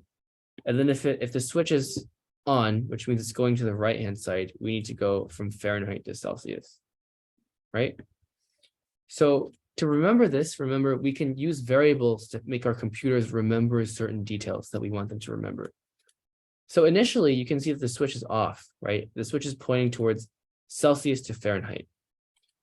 So that's why I've initialized a global variable called C to F, which tells us whether we're going from Celsius to Fahrenheit, whether that's true or false. Initially, it's true, right? Because we are going from Celsius to Fahrenheit because the switch is going left. So, but whenever the switch is clicked, whenever somebody clicks the switch, we need to make sure to update this variable to reflect what they're doing, right? If the switch direction is on, meaning it's going to the right-hand side, we see that it's going from Fahrenheit to Celsius. And then else, if the switch direction is going left, we already know that we're going from Celsius to Fahrenheit. So we need to set this variable to true. People good with this? don't worry about the stuff below. The stuff below is broken and we don't care. We just care about this switch. If this is working for you, please like type an okay, type a yes in the chat, just let me know. And if it doesn't work, let me know. Okay, Melina, I totally agree. The blocks are a little bit hard to find, but there are a few principles that you can use to search for these blocks pretty efficiently. So first of all, if you're looking for variables, you can go to the left and go to built-in and then click variables. You can see that you can initialize local variables, you can initialize global variables. In this case, we want the global variable. So we'll drag it out. And then remember, whenever we want logic, something that deals with trueness, falseness, those kinds of things, we go to logic and then we can drag a true. And remember, whenever you initialize a global variable, you can type any name you want for it. In this case, we've named it C to F because, well, we want to tell whether we're going from Celsius to Fahrenheit. Dylan, this is my entire code. This is all I have. We haven't written anything else yet. Melina, is that good for you? The next step is to figure out what happens when somebody clicks the switch. Whenever you have like an event that's specific to a specific component, you can just go to that component. Remember, we named our variables so that they're easy to find. The switch is up here, switch underscore direction. It tells us the direction of conversion that we have.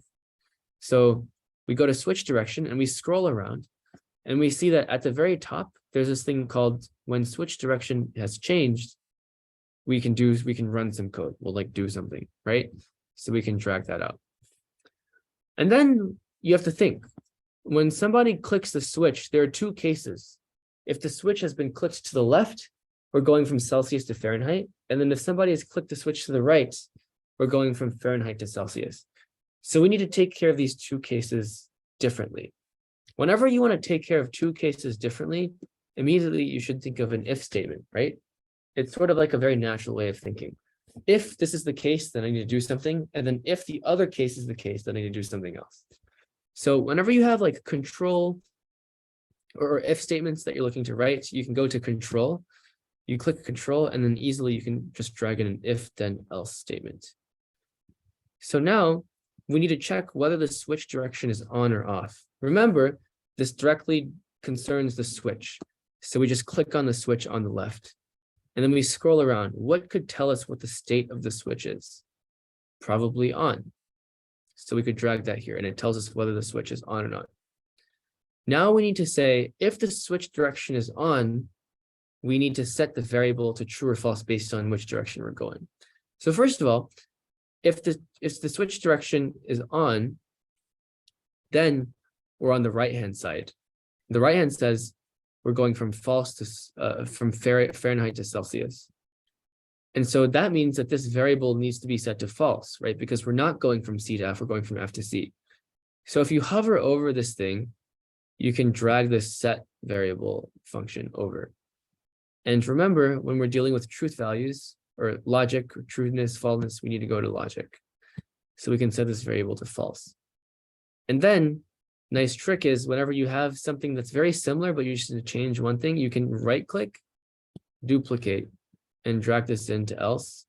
You can set false to true. And then this is the code that we have exactly reproduce. Does that help? Hopefully, like the explanation of how you look for things and how you reason about where to look for things. Hopefully this is general. And hopefully it'll help you find things in the future when you're looking for similar types of stuff. How did I hover? So I just take my mouse, right? Don't click. Just take your mouse and put it right above the name. You just put your mouse and hover right above the name, and then you can see these two options. You can either get, or if you hover again, just put your mouse there and wait a second, and then you can set. Yeah. Cool. Is everyone good? In particular, Melina, did that help? Does the code look roughly the same now? Okay, awesome. That's great. Okay. Thank you everyone for being patient. I just want to make sure that everyone's on the same page and we don't have that much more code to write. Okay. So now we have a global variable that tells us whether we're going from C to F or F to C. So now we should be able to write the math pretty easily. So when the button converts dot click, what do we do? So we can actually just put this code back in and see what happens, right? Let's look at whether this is correct or not. The first mistake is it's no longer temp underscore Celsius. We don't know whether it's input or output. We could probably just say input temperature. We no longer know whether it's Celsius or Fahrenheit. Let's just say it's the initial temperature. And then we need an if statement, right? Because again, we have two cases. In one case, we're trying to convert from C to F, and the other case, we're trying to convert from F to C. And the math is different in these two cases. So we need an if statement. So let's go to the left, let's hit Control, and we can say if then else. So how do we read the variable? Remember the hovering trick, right? If we ever want to get the value of a variable, we can just hover over the variable, press and hold get, and we can say get. So this variable says if we're converting from C to F, then we should do something. Otherwise, we should do something else. Well, conveniently, we've already done the work for converting from Celsius to Fahrenheit, right? Because Fahrenheit equals degrees Celsius times 9/5 plus 32. This is the temperature in Fahrenheit. So we were literally already done. You can reuse our code, and it's really nice. If it's in the other direction, though, we actually haven't written the code, so we need to write the code. So similarly to this code where we set a local variable to temp Fahrenheit, we can do the same thing. So let's go to variables on the left. Let's click variables.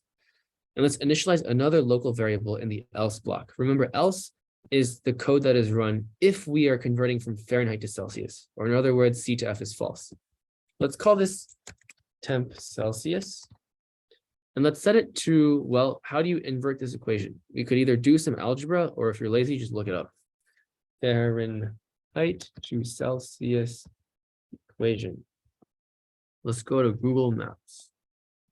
Google Images, sorry. Oh, great. They have these huge equations here for us. So obviously, if you took basic algebra, you can just do this in your head, but I'm lazy. C equals 5/9 F minus 32, but 5/9 is on the outside. So we need to subtract 32 from F first and then multiply everything by 5/9. So let's do that. Let's go back to our IDE and let's do some math. The first thing we need to do is subtract 32 from the degrees Fahrenheit, right? So let's go to math and let's do a subtraction. We want to subtract the input temperature. Remember, just hover and then you can get the input temperature. You can retrieve what the computer has memorized and you can just type 32. And you can just hit enter and you can put that block in there. If you don't want to do that, you can also just hit math on the left and then drag the number here and then put it in there and then edit the number. So we've subtracted 32. What's the next step? We need to multiply this by 5/9. So let's go back to math and let's do a multiplication thing. We need to multiply this by 5/9, but 5/9 is a fraction. So let's go to math and let's divide. And just for the sake of completeness, let me go back to math and let me drag over two numbers. Dragged over number 1, dragged over number 2, and let's edit these numbers. 5, 9. Okay, awesome. So we can set temp Celsius to this. And then finally, because we just want to set the result temperature to something else, we can just take this block and duplicate it. Right click, duplicate. And then instead of getting the temp Fahrenheit, we can hover over temp Celsius and get temp Celsius. And that is it. That's the code. I'll give people a moment to catch up, but in the meantime, I'll connect this to my emulator and we can see whether it actually works properly. So I'll need to scan a QR code.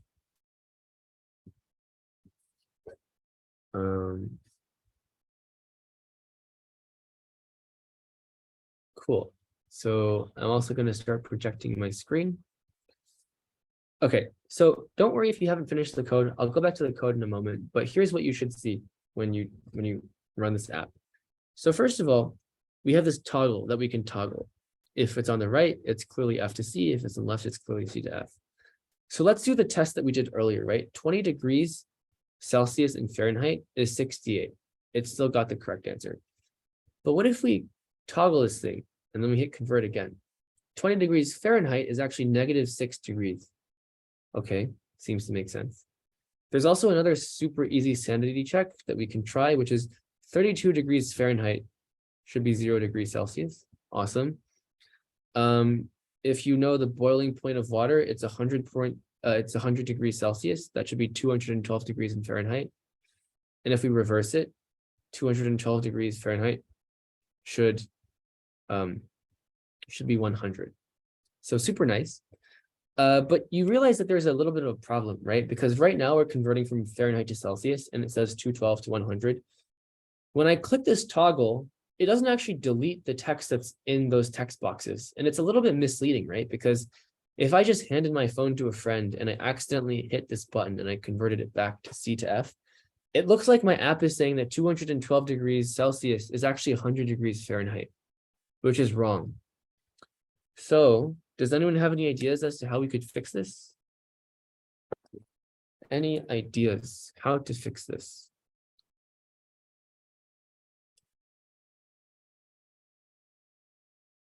Feel free to drop them in chat or unmute or anything.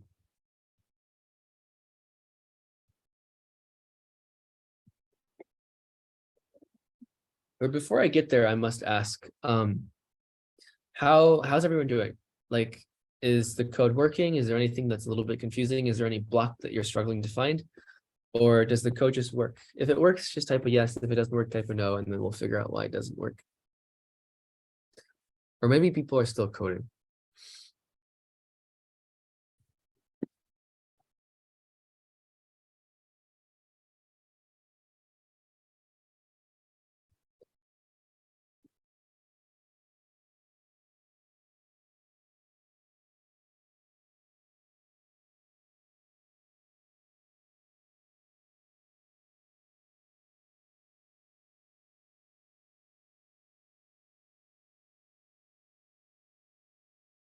Okay, so I'm guessing people are still programming. Does a brave soul want to describe what they're currently doing?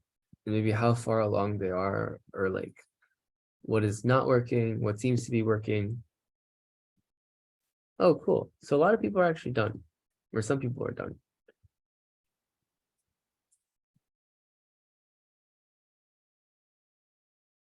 So it looks like there is some bugs. Cool. Change the result to blank, but the variable is local. Okay, so Aaron has a suggestion, it seems, for the thing that I mentioned earlier, which is when you toggle it, it seems to like reflect the wrong information, right? But before we talk about that, I want to make sure that it's working for everyone, or that like, or that people are caught up.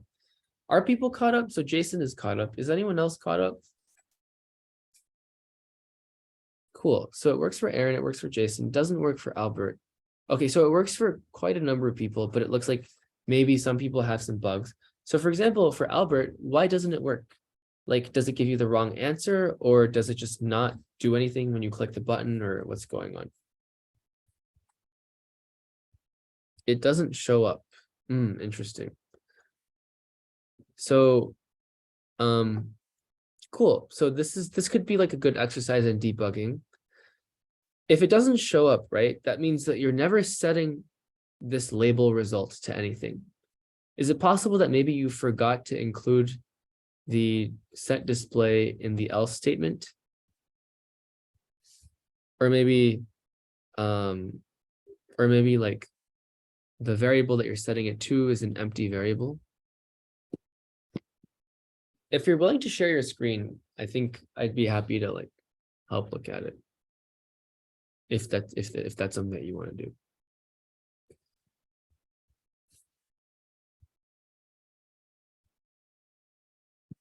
Is anyone else having any problems? Does it work for other people like Melina or Isabel?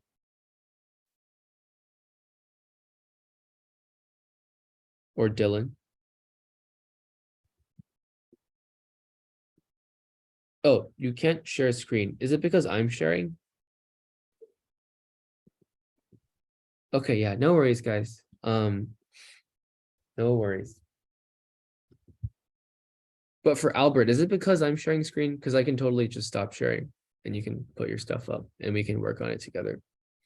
It's set to only one person shares a screen at a time, so I see. So Albert, do you want me to stop sharing? I'm totally happy to do that.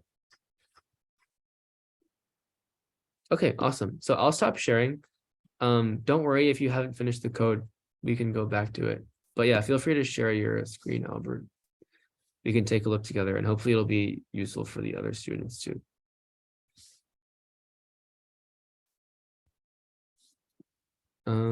I don't see the screen yet. It just says has started screen sharing.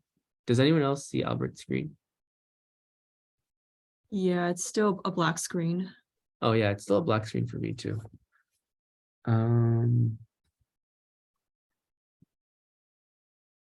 Yeah, maybe there's like a permissions problem or Let me take a look.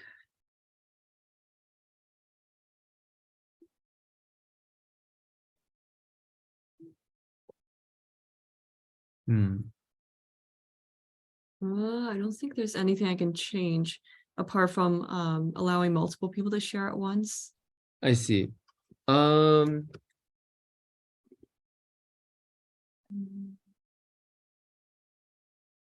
me see. I wonder There's if it's also, just like loading. yeah, it could be loading. I almost feel like there should be an app where you can just send me a picture. I'm very frustrated that there's no such app that comes to my mind. That comes to mind. Are you able to just like paste screenshots in Zoom? Oh yeah, if you could send it through Discord, that'd actually be great. And then we can project it on the screen. Which channel are you sending it through?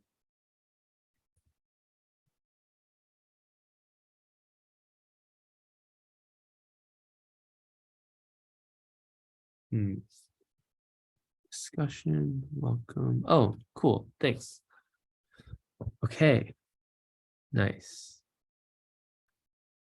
So Albert, what's the problem?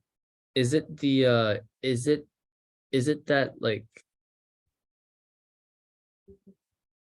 is it that nothing is being displayed? It just stays as the question marks, or so it just stays as the question marks, right?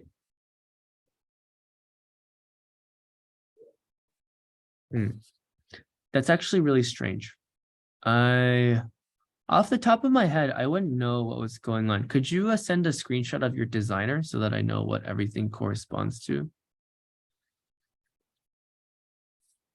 I don't know. And if other students notice bugs in Albert's code, that would also be amazing. So I do notice a minor math problem. The expression for temp Celsius is a little bit off.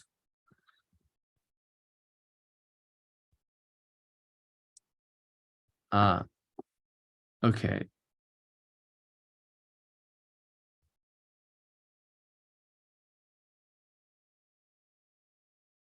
Cool. So there's results, there's button one, there's switch one. Has margins. Could you type like some text into the box? Just like type some question marks and make sure that it actually renders the question marks. Because it looks like you see that it's really tiny, right? The box is like nothing. I wonder if that's a rendering problem. But from your code, it looks like it should be fine. The math problem that I'm pointing out here is that you should subtract 32 from the input before you multiply by 5/9 instead of multiplying first.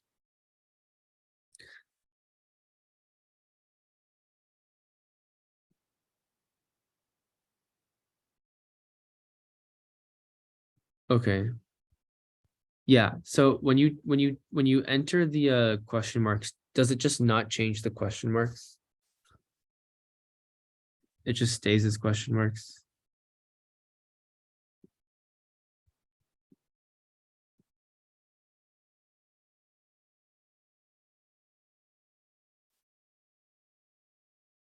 Oh, the question marks don't show up in the companion app. Okay, can you uncheck has margins? That's the only thing that I could think of as presenting a problem. I think it's also possible that like when the horizontal arrangement is too wide, it actually just fails to render the question marks. So maybe try unchecking has margins. And if that still doesn't work, maybe make your text a little bit shorter. Like instead of saying result temp in, maybe just say result and delete temp and basically shorten the width. Because that's the only thing that I could think of as presenting a problem. Sometimes App Inventor's rendering is a little bit strange and it fails silently. But if you make it a little bit shorter by deleting temp, and then you try removing has margins, I think it might help. Possibly. Fingers crossed. But yeah, let me take a look through the chat and see if anyone else has any questions. In the meantime, I'm gonna project my code up on the screen again for anyone who might need it.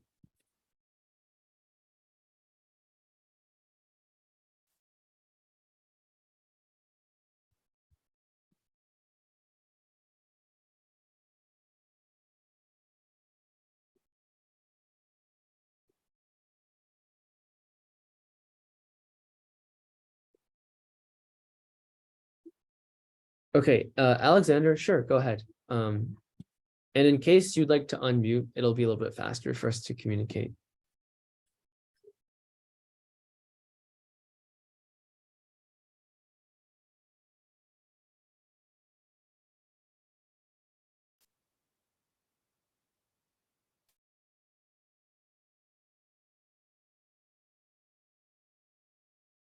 Okay, Wait, cool. so what do I, so my C2F area, like, I need to switch it so it also has FTC on the right side. How do I do that? Yep.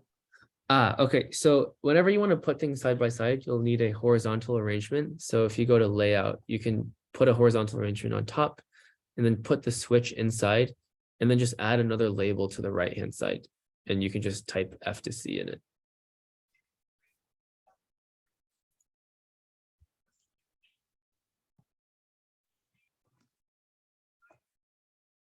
Yep, exactly. Just like,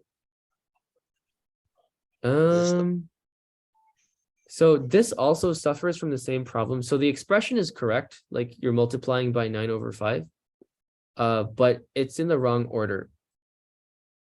Like, for example, if you had an algebraic expression that was like F equals C times 9/5 plus 32, then if you wanted to compute C, you would say F minus 32, and then all times 5/9. But if you'll notice, your second expression does not actually say that, right? oh, Right? Yeah, the algebra is just a little bit off.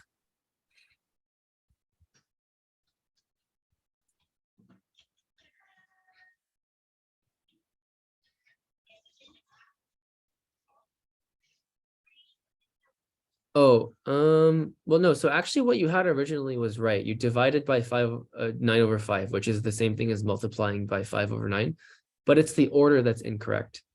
You need to subtract the input by 32 before you multiply by 5/9. So yeah, the global output minus 32 should be on the inside of another multiplication. The way that you did it, you multiplied the degrees Celsius, or you multiplied degrees Fahrenheit by 5/9, but you didn't multiply -32 by 5/9. So the adjustment was off. This looks correct to me, I think. You can try it and see if 32 converts to 0 and 0 converts to 32. Oh, Okay. now it's wrong again, I think. Because you need to multiply by 5/9, and dividing by 5/9 means multiplying by 9/5. So what you had originally, I think, was right. Or yeah, you could change this to a multiplication. Yeah, algebra is hard.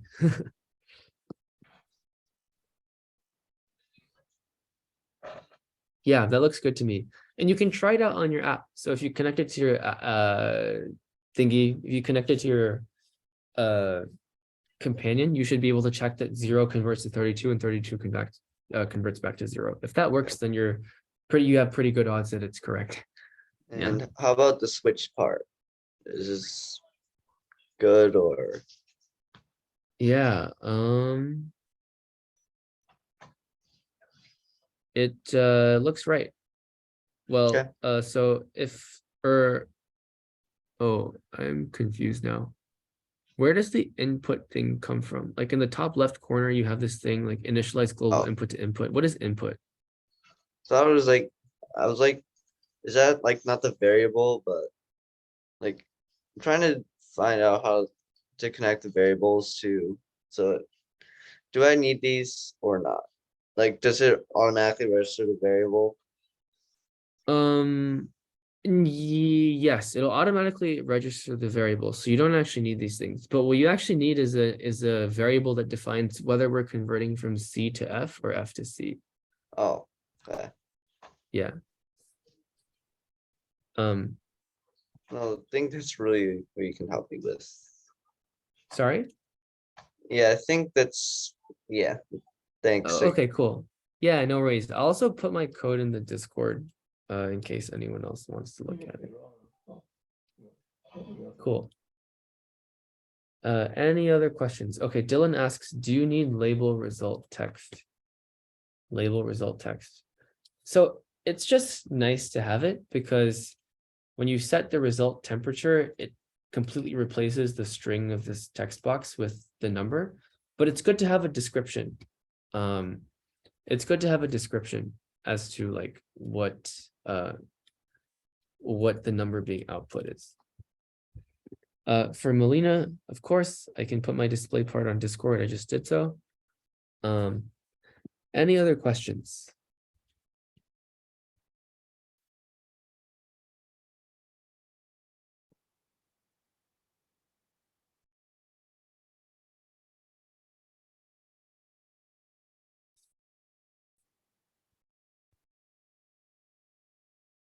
Awesome. Cool. Yeah, it looks like a good number of students were able to follow through pretty quickly, which is awesome.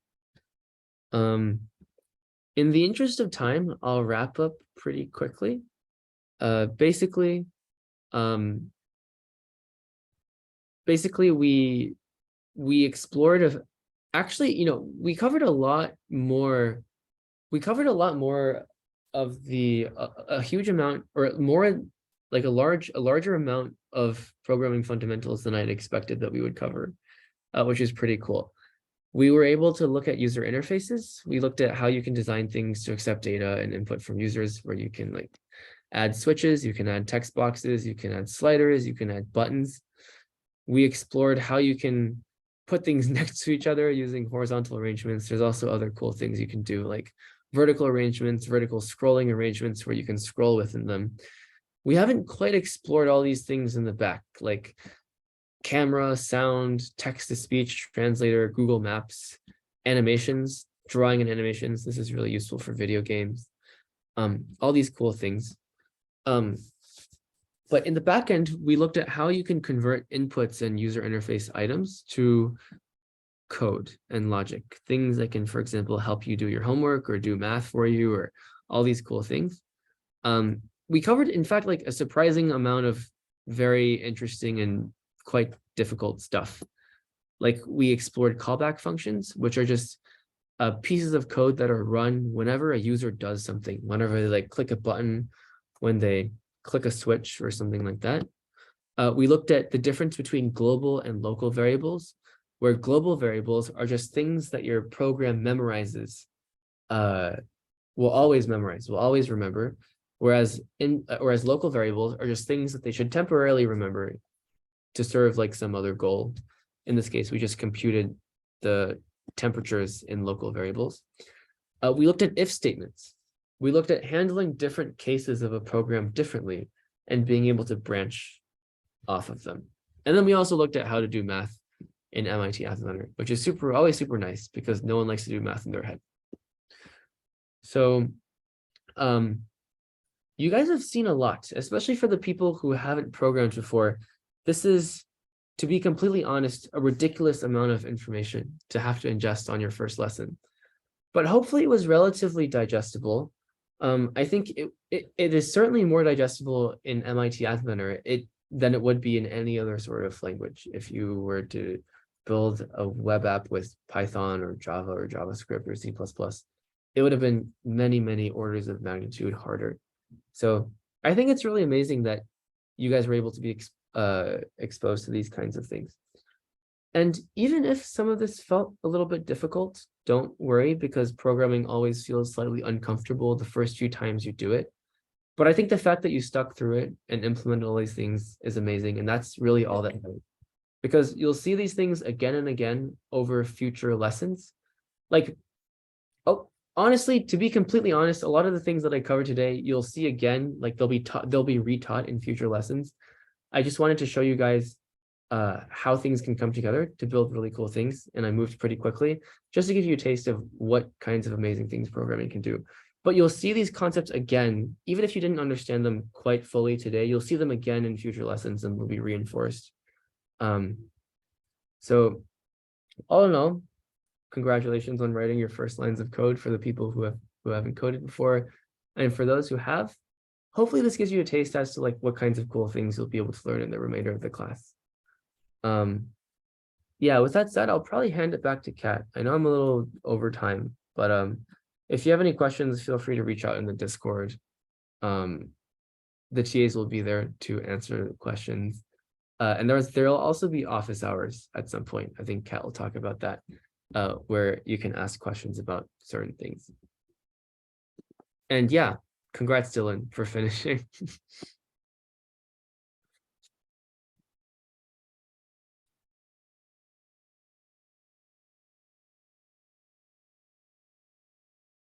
Sorry, that took a while for me to get through all those tabs.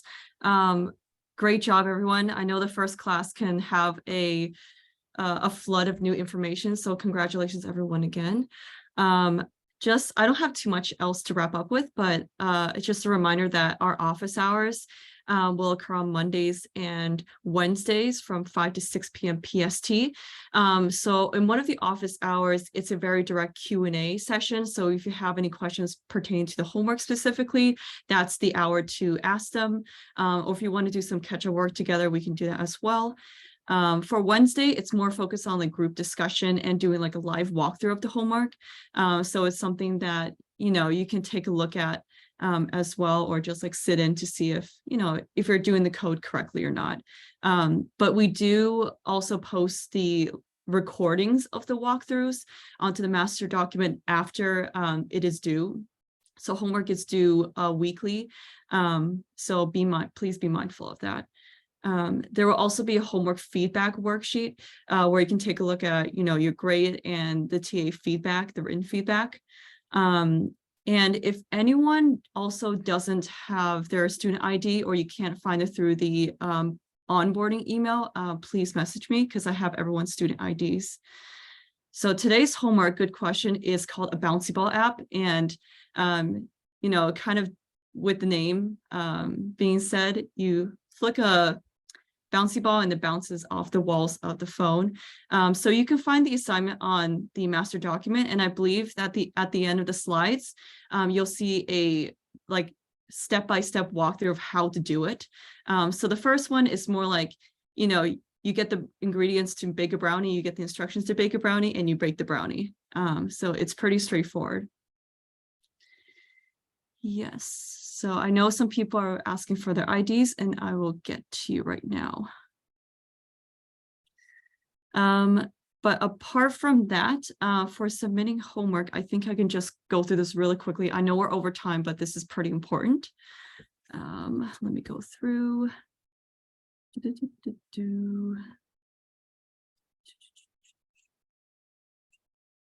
Yes. So I have homework submission form. So this is the link you're going to use. It's a hyperlink. And this is the submission form. So you're going to put your email, student ID. That's why it's important for you to know it. So we can identify you, first and last name. And you're going to select the homework assignment number. that you're submitting for. So you can't, submit multiples at once, but just one at a time. We always say it's important to show your work instead of, just giving the answer as it is. So if you're able to explain how you did it step by step, that would be great. Or if you have questions about, areas you weren't sure of, this is where you would kind of write that script. And like Kevin demonstrated, once you publish your project to the gallery, it's going to come with a link. So that link is going to be pasted here. And if you want to add a screenshot of your application in action, or like a screenshot of the, the finishing touch, that is entirely optional, but that's basically where you're going to submit all your homework every week. Oh, by the way, I didn't actually demonstrate how to do the gallery thing. So if you don't mind, Oh, I shoot. will, Sorry about that. Yeah. Let me do that real quick. So if you're on this interface thing, you can go to the top center area, and there's this thing called Publish to Gallery. If you click on it, oh, why is it slow? Okay, if you click on it, it'll open a new tab, and you can give it a name. Like this is our MIT AI F2C and C2F converter, whatever. This app converts between temperature scales C2F and F2C. Credit made by Kevin. More info, not applicable. You need to choose an image file. So, for example, we can just take a screenshot of this app. And let me take a screenshot of this app. And, where am I saving it? Okay, well, you take a screenshot of the app, and then you can go to image file and then choose file. This is the screenshot that I took. I can hit open, and I can hit submit. And then you can go to your apps right here. You can click your apps, and then you can see that there's like the MIT AI F2C and C2F converter that's live. And so to get to the link, you scroll to the bottom, and there's this thing that says permalink, and you can just copy paste it. So you right click, hit copy, and then you can send it or like put it somewhere. For Dennis, yes, I think you'll have to create a gallery account if you don't already have one, but it should be pretty straightforward.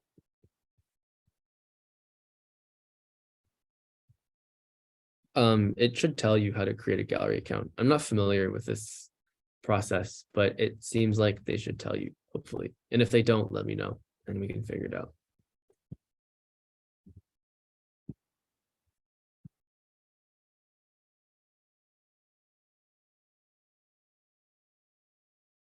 Cool.